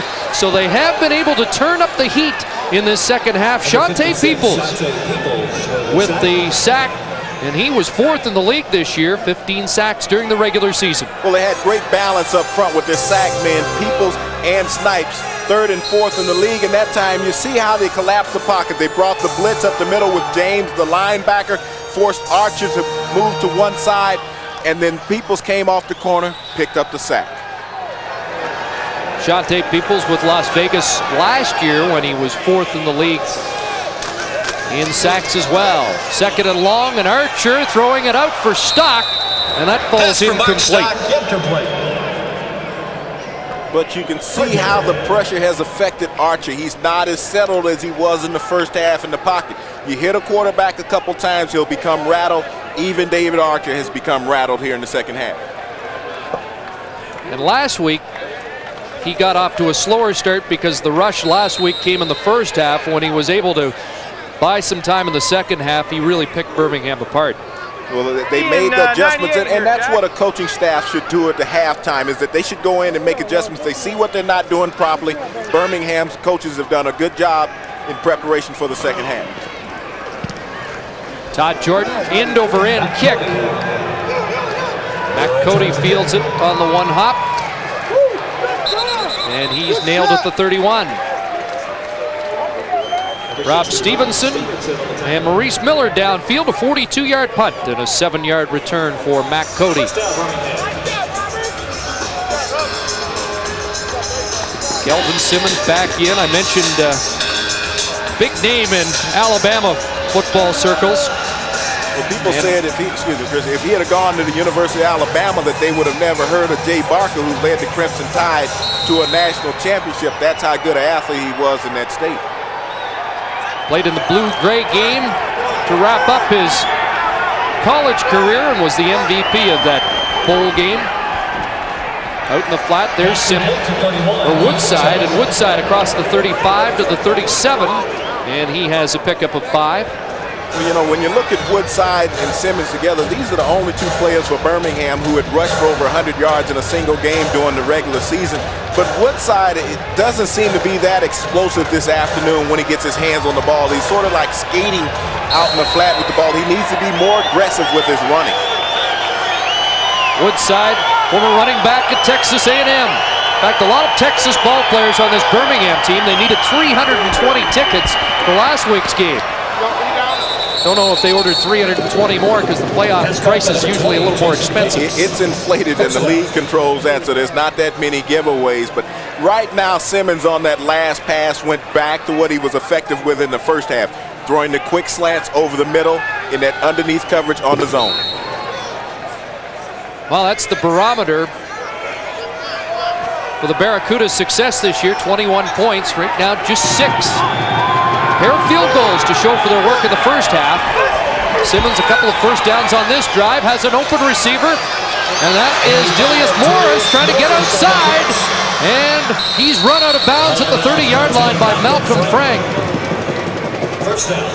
Will we be looking at a performance like Simmons performed last week in the second half when he was very effective and once again the underneath routes, but the offensive line is giving him the time, and that's the key. San Antonio's playing very soft in the back end, and he's been able to exploit that thus far here in the third quarter. Gain of 32 for Morris, and it's first down, Birmingham. This is where the offense has been bogging down inside the 30, though, Chris. Looking downfield, now pulls it down. Over the 25, and a pickup of 6 on the play for Simmons. He has to understand that you can slide when you're a quarterback and the defenders are not allowed to hit you, because if he keeps taking shots like that, he won't see the end of the third quarter today. Mentioned he was cut in training camp. The reason for that, the Cudas had Matt Dunnigan, Jimmy Klingler, who's still with the team, and at the time, Reggie Slack. Reggie Slack set a CFL record yesterday for pass attempts in a game versus Baltimore, 51 pass attempts. Second down, 3, and there's Ted Long, and he has another first down inside the 10. Charles Franks with the tackle, but the Cudas in business. All the plays for Birmingham are called from the sideline by the offensive coordinator, John Jenkins, and when he's calling the plays to keep the ball inside the hash, that is where Simmons is the most effective. And so if he's setting his own game plan, that's what he needs to keep doing, keeping the ball inside the hash to his receivers. Midway through the third quarter, Birmingham looking for its first touchdown, but Maurice Miller has Simmons back at the 25. Their outstanding player in 1994, Maurice Miller, bringing down Simmons, and Pardee showing the frustration on the sideline. Well, the middle linebacker needed to make something happen. He's right in the middle, and you'll see him come right here. He sneaks in. He's going to come through untouched right there. As we roll it through, no one gets a hat on Miller. He has a free run to the quarterback, Simmons. Big play, San Antonio's defense.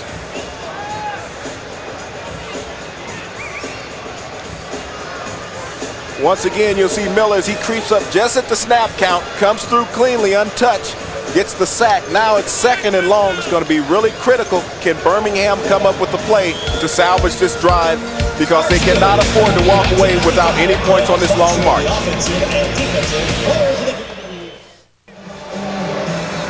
There's Willie Fears, the former Winnipeg Blue Bomber, on the sidelines, shaken up. Has a Grey Cup ring with the Bombers. Shower too. Yeah, cooling down after being shaken up. And speaking of the Bombers, I know Cal Murphy wanted us to say hi to Bud Harden, the Director of Sales and Marketing for the Winnipeg Blue Bombers, who underwent a kidney transplant over the Thanksgiving weekend. And, our thoughts are with Bud. Hope everything is doing well, and everybody in Winnipeg a little disappointed with the loss yesterday to Baltimore, and now we're trying to decide who will play the Stallions in this Southern final. Kelvin Simmons on that 2nd and 20 with the completion, but there are flags down on the play. Well, this one's going to be brought back. It's in that area where you're going to get a chop block, possibly. Holding, Birmingham, number 68. Repeat, 2nd down. Just as bad. It takes another big play, and it takes them further back. Just when the team gets down, look like they're going to get their first major of the game. A sack, and now a penalty has marched them back out to the 35-yard line. You'll get the holding right in the middle of your screen here. Clear shot, the official right on top of it. Throws the flag. Birmingham in trouble. It's 2nd and goal from the 29.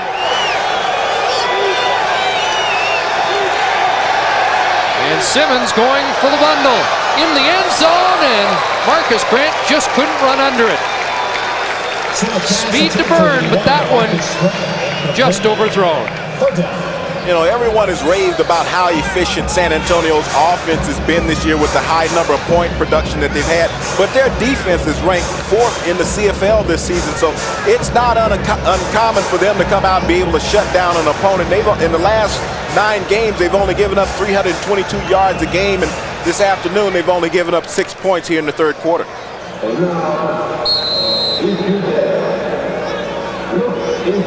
Speaking of defense, he's a great defensive player in the NFL, the Los Angeles Rams. Played with the fearsome foursome. Over-the-hill game in Washington. Zendejas puts this one through.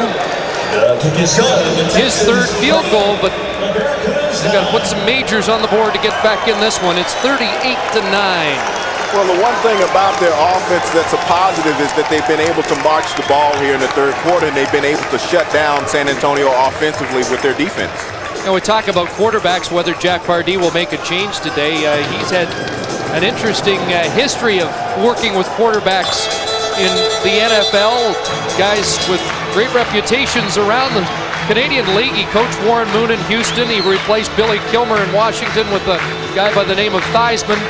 Jack Pardee also coached Doug Flutie during days with the Houston Gamblers. We get a shot of Klingler, Dunnigan, and Simmons on the sideline.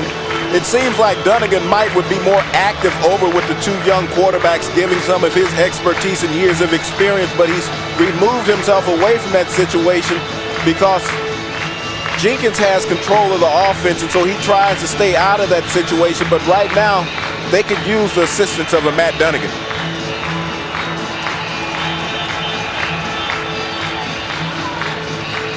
Well, at times Matt expressed some frustration with the limitations that the run and shoot offered in his play calling ability, and Jenkins is the man who makes the calls. Well, I wonder where Matt's staying. Do they have any sunshine peeking through over there? Is it brighter on that side of the stadium than it is on this side?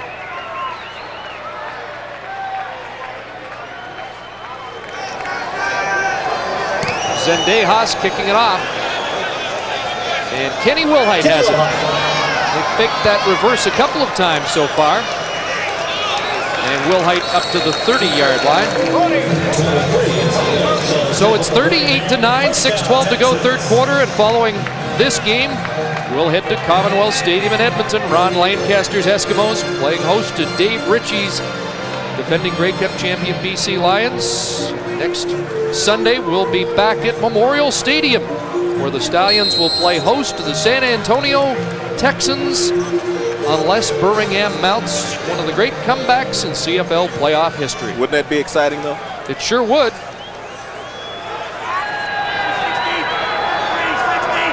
But to do it, I would think David Archer's going to have to make some mistakes, and he doesn't make many. And you talk about not making many.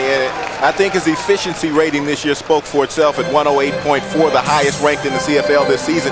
That shows how much David Archer had grown at the quarterback position. Everyone raved when he first came into the CFL in '93 about the 6,000 yards that he passed for, but he was always behind, so it was very easy to accumulate that type of yardage. This year passing for only 4,400 yards, but the touchdowns, the 30 touchdowns and the interceptions were way down this year, and his team has a winning record.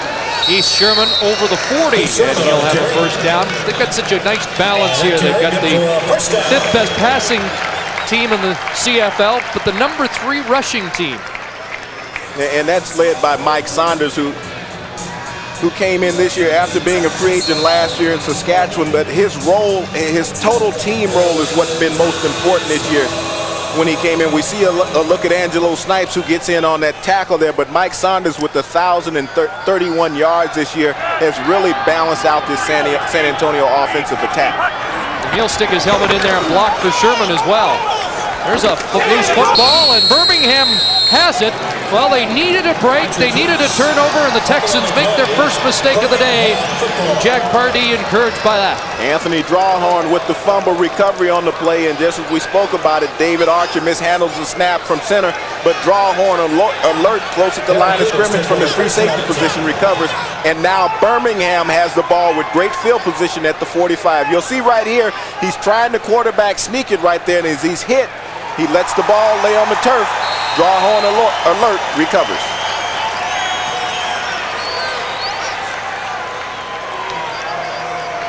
Well, let's see if Simmons can make San Antonio pay for their mistake. Goes to work in the air, and that one hops about 5 yards in front of the intended receiver, Jason Phillips.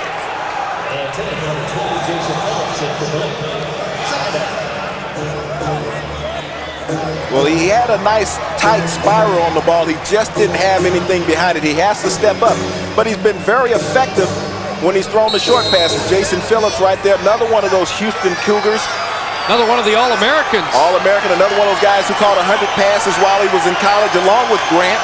One of only 4 players in NCAA history to lead college football 2 years in a row in receiving. Simmons pulled it down, and he's pulled down.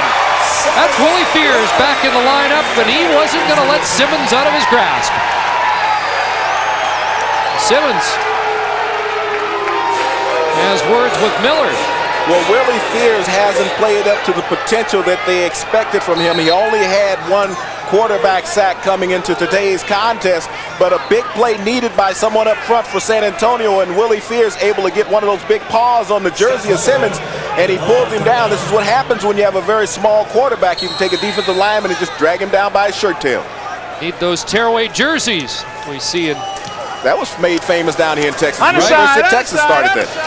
Here's Kenny Wilhite over the 15 up to the 18-yard line. So no points after the fumble by San Antonio. Last year when Danny McManus, Ken Austin, and the BC Lions went into Commonwealth Stadium to play the Edmonton Eskimos, it was one of the most memorable games of the year. And this year, Kerwin Bell is wearing the green and gold, former backup to David Archer. And it should be another terrific matchup today at Commonwealth Stadium. We're back in San Antonio, Texas at the Dome, where the Texans are in charge, 38-9, 3:23 to go, third quarter. And Archer dumped again. That's the 3rd sack in the second half. Mark Ledbetter getting through. And Ledbetter's a former teammate of Archer for 2 years in Sacramento. They were down there with the gold miners, but that time Ledbetter just defeats the blocker up front on a basic bull rush, comes right up the middle, grabs Archer around the legs, and the third time the San Antonio quarterback has gone down here in the third quarter. And that has to be a little distressing on the sidelines for the Texans. They want to see their team let up, and you don't want to expose your quarterback to too many hits if you are moving on next week. Archer on the run. That's Gamble for a first down as he stretches out up to the 34. Well, Archer showing that unexpected mobility. He wasn't having any success sitting in the pocket as we see Gamble slow getting up. He took a tremendous hit on the sideline, but he wasn't having any success sitting in the pocket, so he bought himself some extra time rolling outside, found a wide open Gamble for the first down.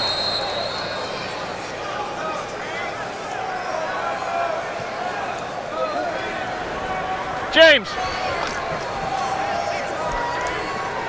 First and 10, San Antonio at the 32-yard line. As Ledbetter gets set to put the heat on again, with the gives to Heath Sherman, and a flag comes down. Sherman will carry flag down. At the 33, there's Jimmy Reed. Going to get that holding penalty. Jimmy Reed with that Darth Vader look out there. Not as big. Well, let's see what George Black has. Looks like the options are going to Birmingham. Holding. San Antonio number 63. Penalty is declined. Second down. The center, Mike Kiselak. No gain on the play, so it'll be 2nd and 10 for Archer. Mike has played every game this year for San Antonio at the starting center position. Just 20 yards for David Archer in this third quarter so far, and we have just 90 seconds to go. Like Peoples jumped offside. The throw incomplete. Kralik never saw it coming. Pass for Kralik. There is a flag down. Well, you're going to get Shante Peoples, who got caught in that neutral zone, and that was a free one for Archer, and he thought that he had a wide open Kralik, but once again, he let the ball sail high. And Kralik didn't see it until it sailed over his head. Offside, Birmingham number 56. Repeat, second down. But Archer gets the down over. It'll be 2nd and 5 as Stevenson calls in the plays. We were asking Kay Stevenson about that. Why wouldn't you let an experienced quarterback like Archer call his own plays? And he says because we spend far more time than any of the quarterbacks in preparing the game plan. We can see more with our coaches upstairs. Ball's gone, out, score! And here's a pass to Stock, knocked down. Nice defensive play there by Eddie Davis. Broken up by number 25. As he was in coverage against Stock. That was a marvelous play by Eddie Davis. Came into this game 2nd on this team in tackles with 71. But look at the concentration. He finds the football. He gets that arm out at the last moment and deflects it away. That's how you play the ball. You get your head turned at that last moment and get your hands up. Not much for David Archer in this third quarter, but a 29-point lead. 90. Keep the hands in now. Well, this San Antonio offense has gone in reverse here in the third quarter. They just haven't been able to move the ball, but now Birmingham needs to find a way to get into the end zone. Again, this year they have not shown an ability to get big plays on specialty teams. Anthony Drawford trying to change that, but penalty markers are down. Looks like the laundromat's going to get a call next. There are a few markers on the field. But once again, when you look at Birmingham, they're coming on the field very flat. It's not much emotion on the San Antonio sideline here in the third quarter, and that's part of the low that they've had productivity-wise. But Birmingham now, somebody needs to kickstart this team and find a way to get the ball into the end zone. And it looks like the emotional level of the Texans has come down after that dominating first half. But again, they probably believe they've already won on that sideline. Well, you know, Illegal block, Birmingham number 9. Penalty is accepted. Holding, Birmingham number 3. Penalty is declined. First down. Well, so often teams get big leads and they go flat because they forget you got to play 60 minutes of football. And they think that it's just going to happen for them in the second half, and it just hasn't been the case for San Antonio. But for Birmingham, they just haven't been able to find that one key element. They keep going away from where they have success, and that's the passing over the middle underneath. Simmons still at quarterback. Had a man open over the middle and delivered the football high. Delius Morris, the intended receiver. And that's one thing that Birmingham has figured out, that there's an open spot in the middle of San Antonio's zone defense, and it's always going to be open if they throw the ball there. It's just a matter of putting the ball on the money.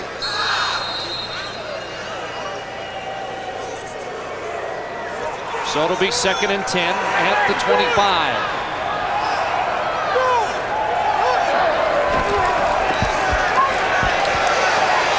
Simmons has to run it, but he is thrown to the turf.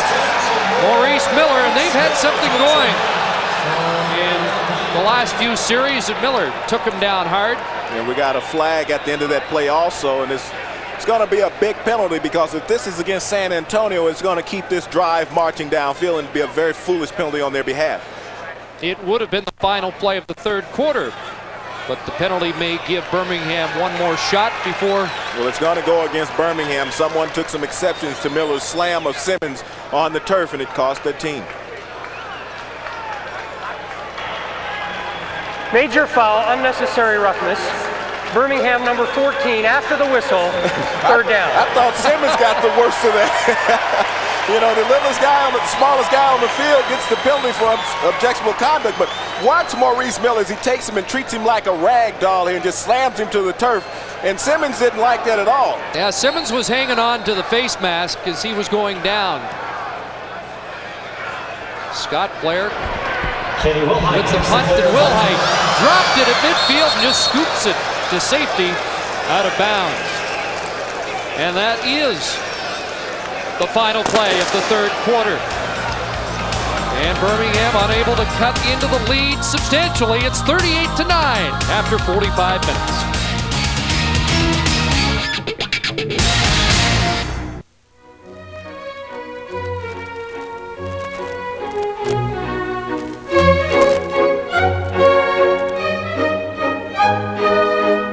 It's a Canadian Fall Classic. It started with 8 teams. By the end of this weekend, it will just be 4. The celebrations continue next Sunday with the North and South Divisional Finals. She joined us late. Here's how the scoring developed this afternoon. Zendejas opened the scoring for Birmingham, but after an interception, David Archer plunged 1 yard. Next possession, 75 yards to Mark Stock. And it was a sign that Archer and San Antonio were in for a big day. He hooked up with Hess, made it 21-6. Saunders a 4-yard run. And after another interception, a pass to Gamble made it 35-6. Anderson made it 38-6 at the half. And in the third quarter, just the one field goal by Birmingham. And it's 38-9. Start of the fourth quarter, and Archer, under pressure, took a hit and unleashes the ball incomplete. And Archer really popped there again. You know, people might be confused at how Simmons got the penalty at the end of the last quarter, but watch as he gets slammed to the ground, and we're going to roll it here just a little bit further, but watch right here, freeze it. The punch that came right up on him and slapped him while he was on the ground, but it's always the second guy who's going to get caught in those situations. That's just like hockey. It's the retaliation. You know, the big macho guy. You can play on the Legion of Doom. Archer 2nd and 10, flag down, and another incomplete pass. Prior to that delivery, Archer in the second half, 1 for 4, 20 yards, and he's been sacked 3 times. Well, it's been the pressure of Birmingham's front four on David Archer. Holding, San Antonio number 69. Penalty is declined. Third down. That has him unnerved. He's been hopping around in the pocket. He's got the happy feet. He's frustrated. He's yelling at his receivers, but also he has to be patient and deliver the ball on time. He cannot be jumping around and expect the receivers to make the adjustments because they don't see the pressure that he's getting. Get the impression he's upset because this is not the way to finish off Birmingham, and it's not the way to get ready for Baltimore. Todd Jordan, the punter, has not been busy so far today. Todd Jordan's punt taken by Here's Cody. number 5. And Mac Cody contained for a short punt return as Birmingham comes back on offense.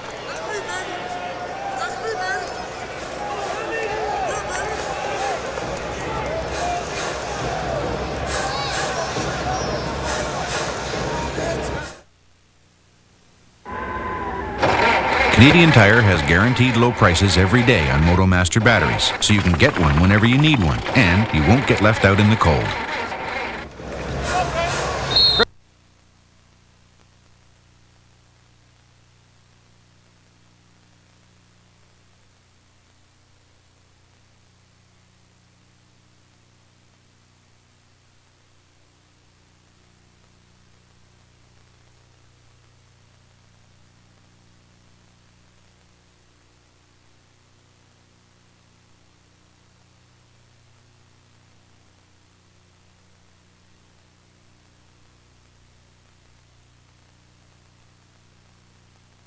We are experiencing technical difficulties. Please stand by.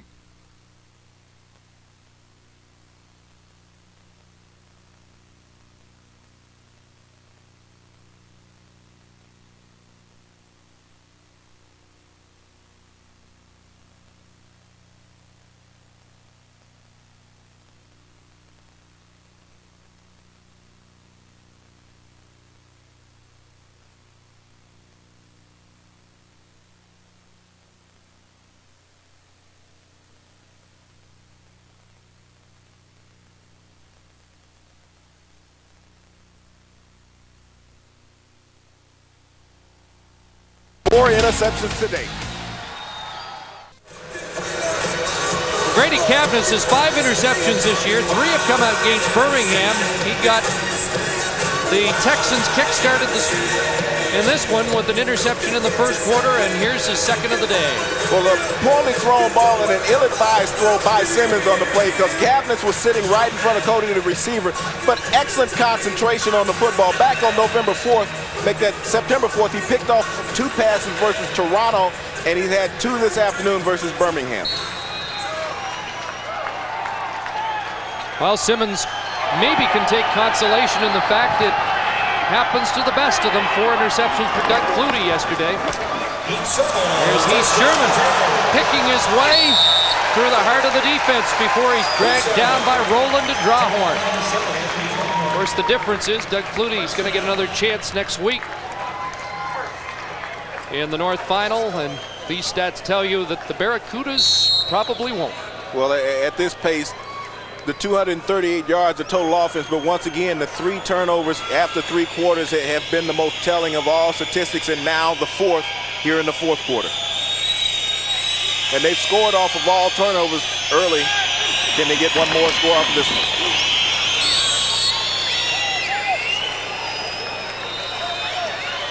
Steve Anderson making the defensive play there.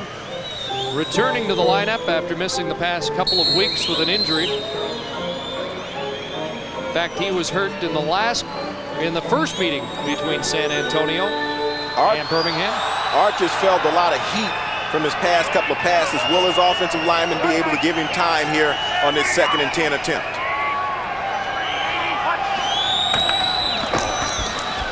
David Archer looking deep, looking for Gamble at the goal line. And there goes the flag. Gamble almost made the catch anyway. Fernando Thomas draped all over him.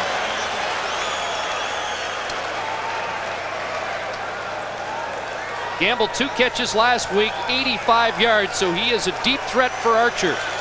Well, this was a perfect throw by David Archer. Birmingham number 3. And a good call by the official. Right at the end of the play, you're going to see the right hand go in there. Just at the end, as the ball gets close, get a freeze right here. You see him right here as he's got the arm right inside, wrapped up on the receiver. And the official right on top from the inside call that. Perfect call by the official. So it gives San Antonio a 1st and goal on the 1. And San Antonio, on 3 previous turnovers, they were able to get points. Right now, the 4th turnover, and they're at the 1-yard line. Sherman to the line, and Jimmy Reed and company pulling him out. He did not cross the plane. And it'll be 2nd down.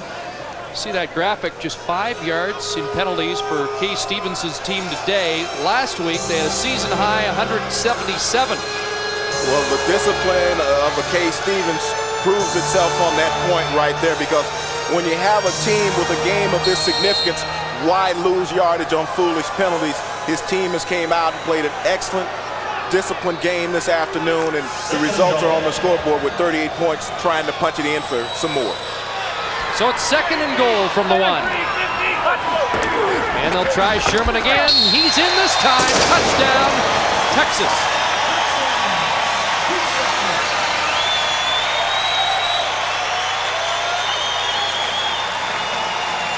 Chris, 24 points off of 23 and trying for the extra point could be 24 points off of turnovers. That's how good football teams perform, is when you get the opportunity to bury your opponent, you have to take advantage of it. And right here, he's Sherman diving off the left side of the formation in for the touchdown, giving San Antonio a 44-9 lead here in the 4th quarter. And 10 minutes and 10 seconds away from a trip to the South Final in Baltimore next Sunday. Roman Anderson adding another point. Leading scorer in the CFL this year, and Heath Sherman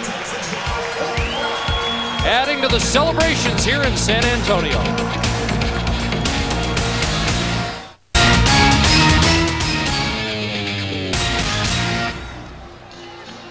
As Mr. Curry mentioned, a matchup of the Grey Cup champions of the last 2 years. There's Dave Ritchie, as his team looks like it's just concluded the pregame warm-up, facing Ron Lancaster and the Edmonton Eskimos this afternoon. That's a great matchup.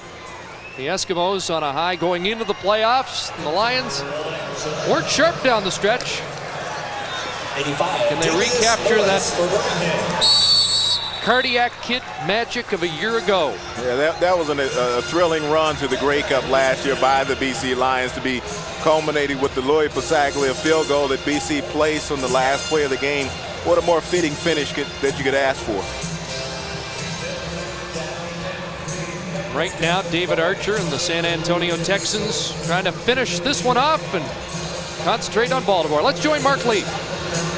Chris, you notice that David Archer hasn't been passing in the second half with the same authority he had in the first half. He just told me he took a shot in the upper right part of his chest, and it's affected his throwing arm. He's feeling some pain there, so we'll see how he does from here on in. Backup quarterback is Jim Kemp. And here's Simmons with heat on him from Oscar Giles, just getting the pass away incomplete. Talk about feeling pain. Kelvin Simmons has felt some pain this afternoon.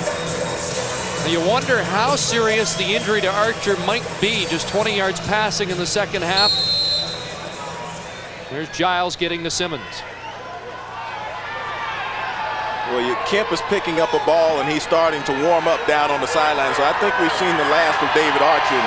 Jimmy Kemp will come in and finish up this game for San Antonio. Not much point risking it with a 45-9 lead. Simmons has a completion over the middle. Delius Morris has become the favorite receiver this afternoon. There's Jim Kemp, who got a couple of starts and had a whale of a football game against the Calgary Stampeders earlier this year. Stampeders had to come from behind late to win it here at the Alamo Dome, with David Archer out for 3.5 games with a hamstring problem. You know, you look at Jimmy Kemp there. His dad was a quarterback in our producer's favorite city, Buffalo. Jack Kemp, Senator. Same as the head coach, Kay Stevenson. Third down. The call here, and Simmons won't get back to the line of scrimmage. They turn it over on downs. And once again, Oscar Giles had a great series there. Backup defensive end. Well, the big plays have been needed by San Antonio defensively. They've been a little flat in the third quarter, but they've turned the gauges back up here in the fourth. Oscar Giles putting on a one-man show here in the fourth, picking up Simmons once again on the sack. Turnover, San Antonio. The reaction after the play, and that's what you need. You need that spark. We haven't seen that spark from Birmingham all afternoon, but the guys in San Antonio are starting to feel it. Archer's back in the game. I question the decision by the head coach. Yeah, I'm a little surprised. Jimmy Kemp just starting to warm up. Maybe that turnover on downs didn't give Kemp enough time to get ready. Saunders, left side, big hole, Mike Saunders. And a flag down after he had the initial first down. Saunders showed you his acceleration there. Well, that's in that holding realm where you're going to get it and it's going to bring it back. But you talk about Kemp not having enough time to warm up. You don't really need to warm up if you're just handing the ball off and you got Mike Saunders and Heath Sherman in the backfield. But David Archer, I mean, he's done a fine job this afternoon. San Antonio, number 6. After the first down yardage had been gained. 10-yard penalty. First down. Give your starting quarterback a rest, get him some early medical attention to the upper chest area where he suffered the injury, and get Kemp into the game because you need your backup to get some game work in. As you'll see right here, the holding came after the first down right in the corner of your screen there, but Kemp needs to get some game reps in. David Gamble called for holding. You saw he had a handful of jersey. Saunders 8 carries, 41 yards. And he'll get another carry here, dragged down for a big loss. Back in the 52. Mark Ledbetter, who's had a pretty good afternoon against his former teammates. Well, he's accustomed with the blocking schemes of San Antonio's offensive linemen after spending 2 years there. As we see guys starting to enjoy this game now that they feel they have it wrapped up, and you can see the lack of emotion as we've seen for the most part on Birmingham's side this afternoon.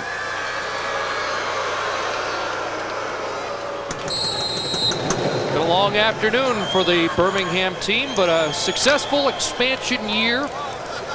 10-8 during the regular season and a berth in the playoffs, something San Antonio or Sacramento for the first 2 years was unable to achieve.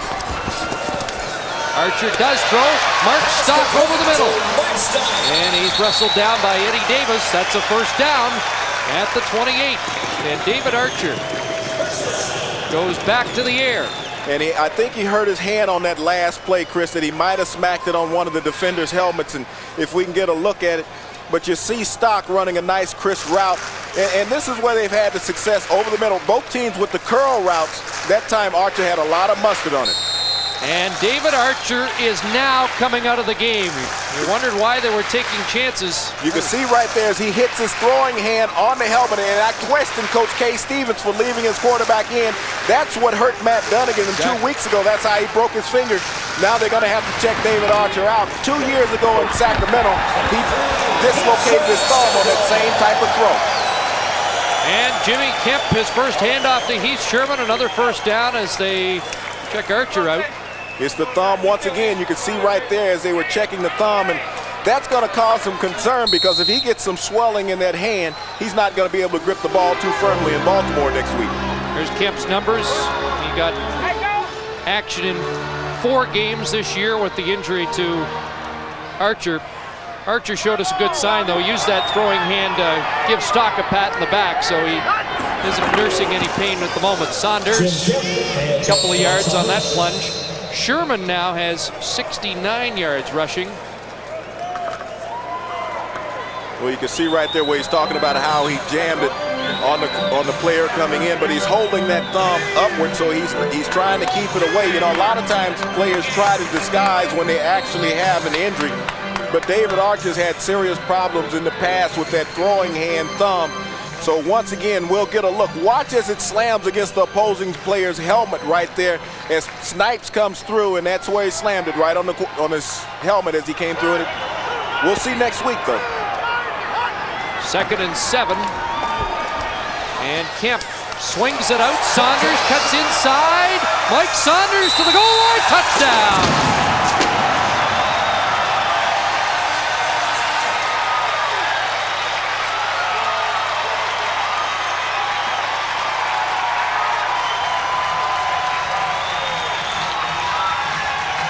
Second touchdown for Saunders. Ran for one earlier.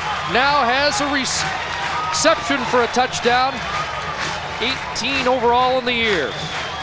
Mike Saunders has just been a great addition for this club. I mean, what he possesses as far as athleticism coming out of the backfield as a receiver and a running back, but his agility in the open field to make defenders miss is what's exceptional about Mike Saunders.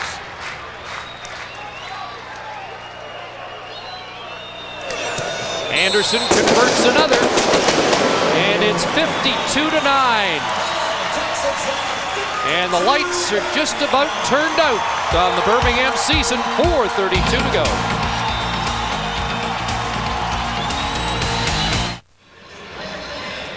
Jim Kemp comes in, and he has his first playoff touchdown pass. Little swing pass to Mike Saunders. And that's what you need to get your backup quarterback in, let him get some actual game reps against live bullets. And that time Kemp did a fine job of looking off the defensive coverage, coming back to Saunders out in the flat. Touchdown once again, San Antonio. This fella's having to reload a few times today. 52-9. And remember, that last touchdown came after Birmingham turned it over on downs. So they've scored 31 off turnovers today. One of the most explosive postseason performances ever. And still 4.5 minutes to go.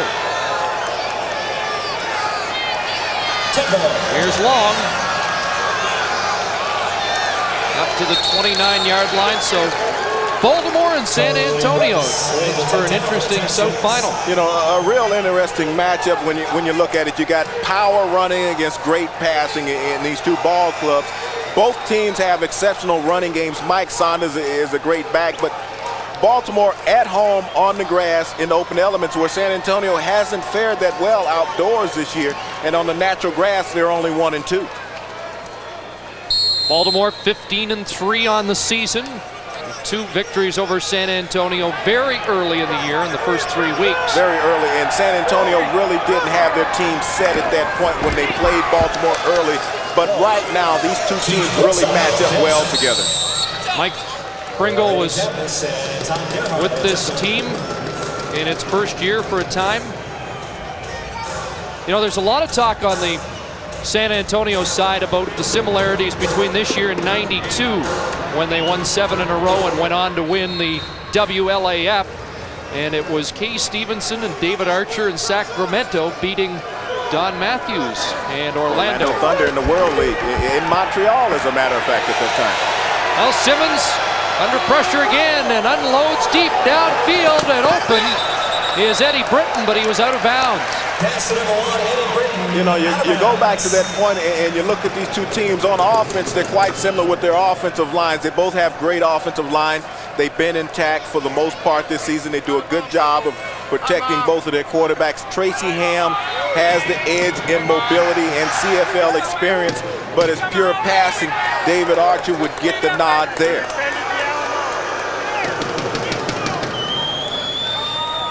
May have a lot to do with how San Antonio can handle Mike Pringle next week. That's going to be a big key. The speed of the Baltimore defense, the great special team play they have with Miller, Werter, and Wright, tops in the CFL in those categories. You know, it's going to be a great game, and I'm really looking forward to that contest next Sunday in Baltimore. Well, there it is. 2 o'clock Eastern next Sunday, the first of another doubleheader. It'll be final Sunday. The San Antonio Texans and the Baltimore Stallions. You know, when you look at San Antonio's defense this afternoon, they did a good job of containing Simmons, who rushed for 136 yards on him last week. But facing Mike Pringle is a different story. Mike had a big game, but people forget that one of those runs was an 80-plus yard run, and he only ended up with 125 versus this defense. So they have the personnel that will match up well against Baltimore's running game on San Antonio's defense. Baltimore shut down Winnipeg's running game yesterday. Will San Antonio be able to run against Baltimore? That's Judd Garrett in. The backup running backs getting some reps like Jimmy Kemp. 3 minutes to go. And 52-9 Texans.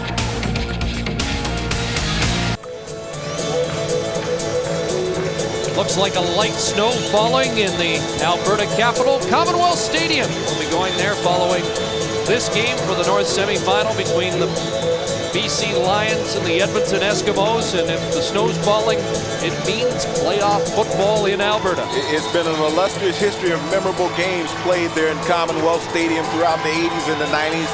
The Eskimos have constantly been involved in the CFL playoffs. They've been one of the cornerstones that you had to go through, and looking for an outstanding game there this afternoon. And the Lions have had some success over recent years at Commonwealth Stadium. Here into the final 3 minutes, and Judd Garrett on the move again, breaks this one into the secondary before Strode pushes him out of bounds at the 48 of Birmingham. Judd Garrett played the final 8 games last season with the Las Vegas Posse. He actually signed back in the summer with Birmingham and was on their practice roster, and when a rash of injuries hit San Antonio, they were able to scoop him up, and now he's getting some playing time. 19 yards on that carry. Well, you go back to the final regular season game last year. Baltimore went into Sacramento at the time, and the Gold Miners were not going to make the playoffs, but they cost Baltimore first place and home field in the South Final or the East Final last year. And they had a rash of injuries in that game because Mike Pringle missed the first round playoff game. They have a pretty tenacious defense down there for San Antonio. They actually, and as mentioned earlier, they finished 4th in the league this year in team defense, so it's not a pushover opponent.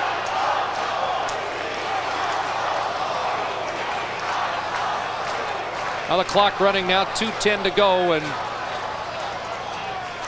no signal of surrender from the Birmingham bench, but it has been a very thorough trouncing provided by the Texans this afternoon. No, I'm still waiting on you to break into your rendition to turn out the lights. Party's over. Like that sign, the party is over. Well, it's been over for a long time for Birmingham. It's just a matter of the clock running out. The frustration of a Matt Dunnigan once again missing a playoff game goes back to 1993, the last time when Winnipeg was in the playoffs and he was injured. He had the Achilles injury and he missed the playoff run that year, and they lost that Grey Cup to Edmonton in Calgary. A very memorable game when John Fleming kicked 6 field goals in that game and won the most outstanding Canadian. You know, with Edmonton, didn't he? Here, Jack. He did. You know, the party may have been over when Dunnigan went down in Edmonton a few weeks ago, because he had a brilliant year, maybe as good a season as Matt Dunnigan's ever had. You know, he's gotten better statistically as he's gotten older, but he's been more susceptible to injuries also, and that's always been a question mark in his career, and you hate to see any great player constantly hampered by injuries, but it is plagues Matt's career. Tough luck this year, started in camp with a broken finger and then finishes the year with a broken knuckle. And Fred Childress and Hurley Brown having some words. If I'm Hurley, I'm backing away from Fred. I'm letting him have that. He can have his space.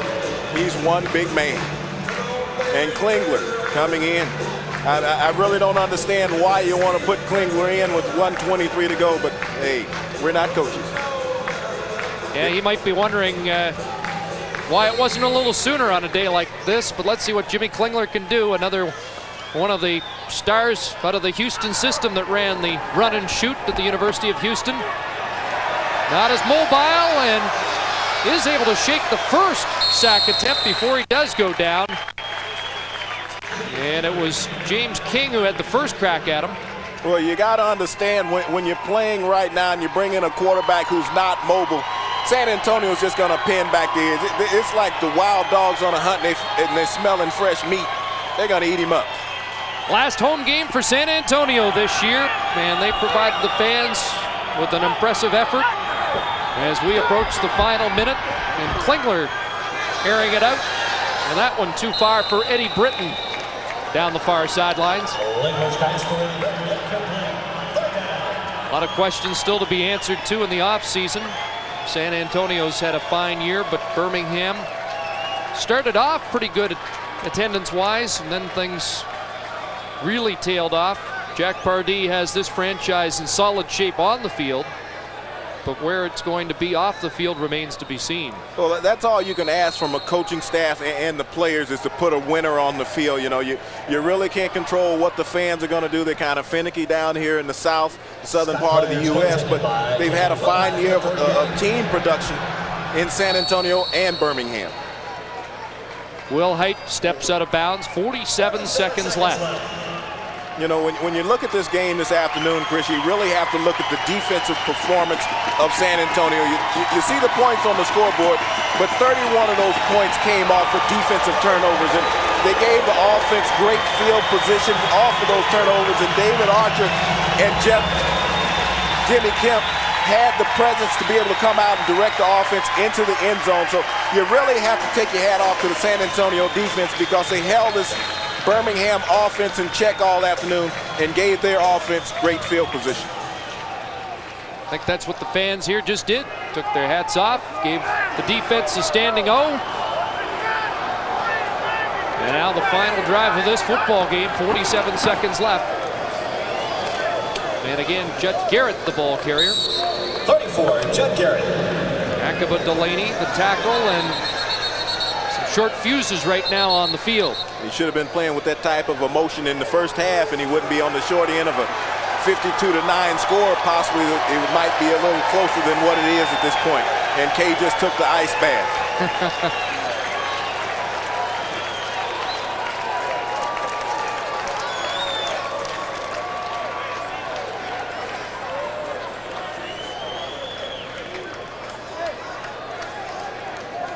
Mark Stock had quite a day. And George Black's got more penalties to sort out. Birmingham, number 91, unnecessary roughness, first down. Angelo Snipes called that time.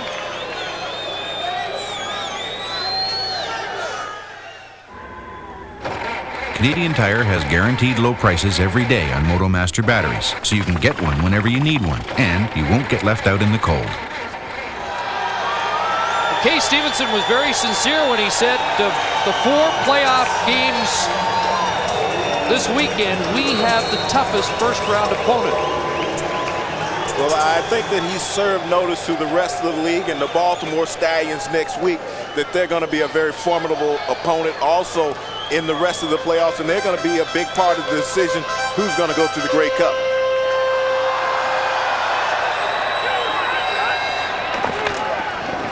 Here's Heath Sherman, powerful runner inside the 35. Sherman's had a good day. Kittrick Taylor slow to get up, and this is not the time you want to lose anybody with a big game against Baltimore next week. Well, especially one of the receivers, because they have a lot of balance in that receiving core, and Kittrick Taylor they felt was developing and coming on and picking up the scheme, and they would hate to lose him going in to face Baltimore next week. Still to come today, the Edmonton Eskimos playing host to the BC Lions in the other North Semi, and a shot at the Calgary Stampeders in next week's North Final at McMahon Stadium as Commonwealth starts to fill up on a chilly, snowy day.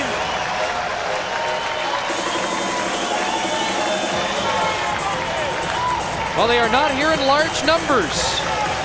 As we were warned, a noon start on a Sunday in the Southern Bible Belt, and on NFL Sunday, they weren't going to fill the Alamo Dome, but the core fans here, for the most part, have enjoyed it. This gentleman wasn't. Well, the fans that showed up this afternoon were treated to a very memorable game and a huge offensive outburst. The offensive line, I mean, they did a wonderful job this afternoon for San Antonio. Smith, Muhlenberg, Kieslick, Estate, and Stevenson opening the holes for the running back, providing the protection for David Archer. And you have to be praising those guys up front because they got the job done when called upon. And a carry for Judd Garrett. And he's down at the 27 and has a first down.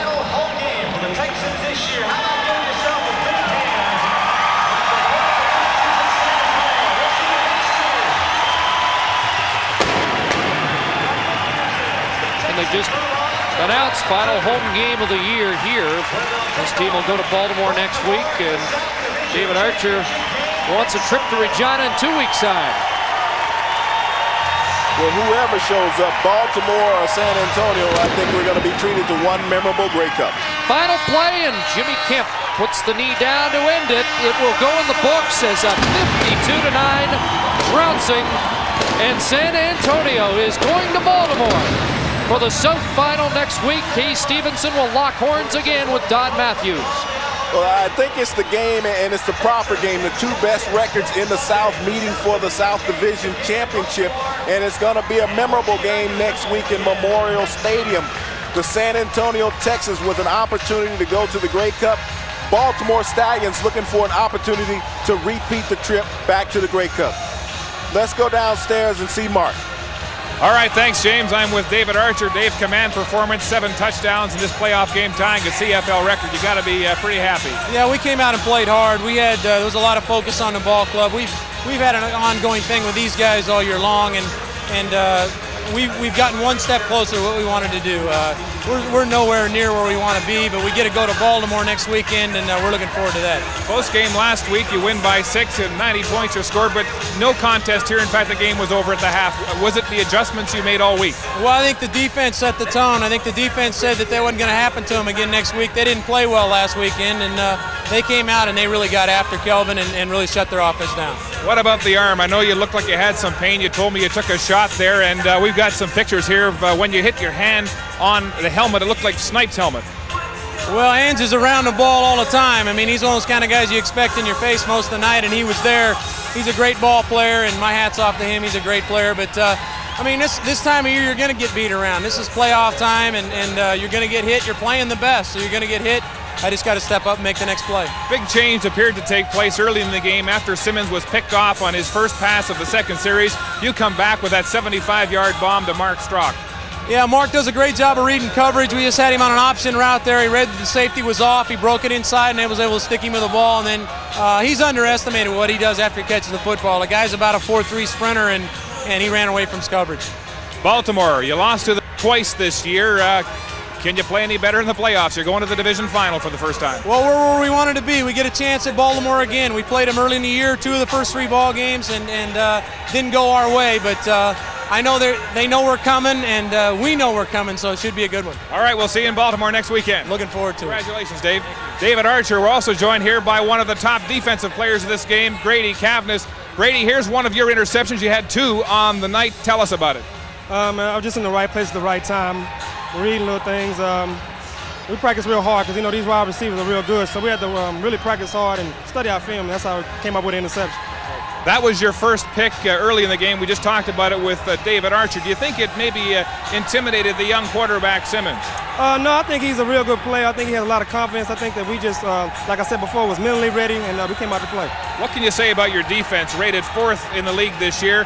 By our count, 31 points were scored today on account of turnovers. We can get better because Baltimore is a better team than we just played, so I hope we can move up to #1 during these playoffs. Now, you lost twice to Baltimore this year. Are you a better team now? Will you give them a better run in the playoffs? I think so. I think we're, like I said, everybody's physically basically the same. I think we need to go back, study some film, and get ready to play these a real good team, Baltimore. What do you think about this Canadian game? Fast pace.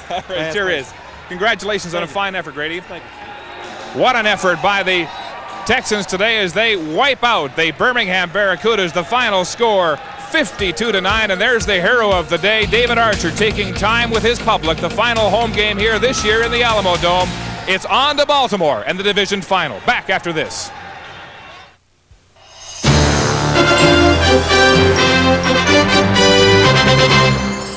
The CFL on CBC. Brought to you by Bell Canada, proud sponsor of the Bell Canadian Open.